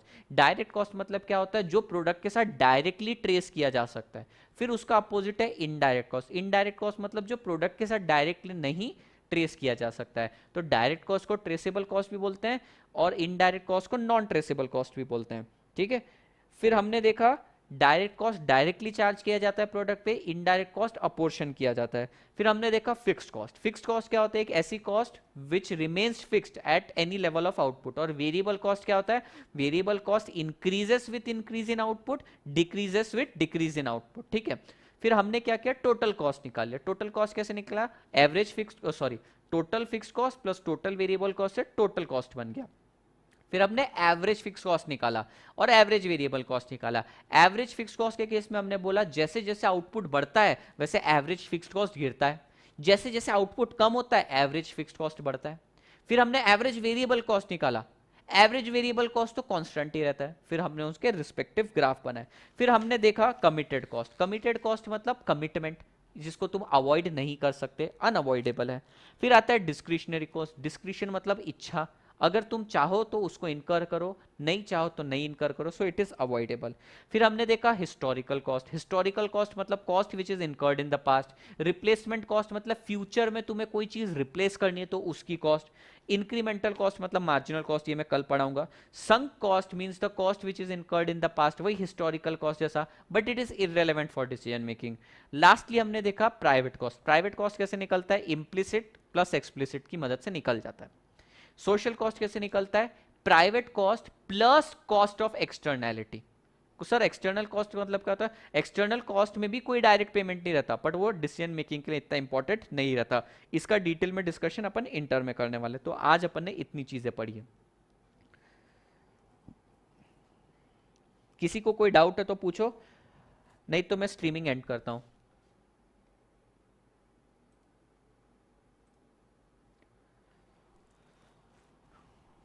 किसी को कोई डाउट है तो पूछ सकता है।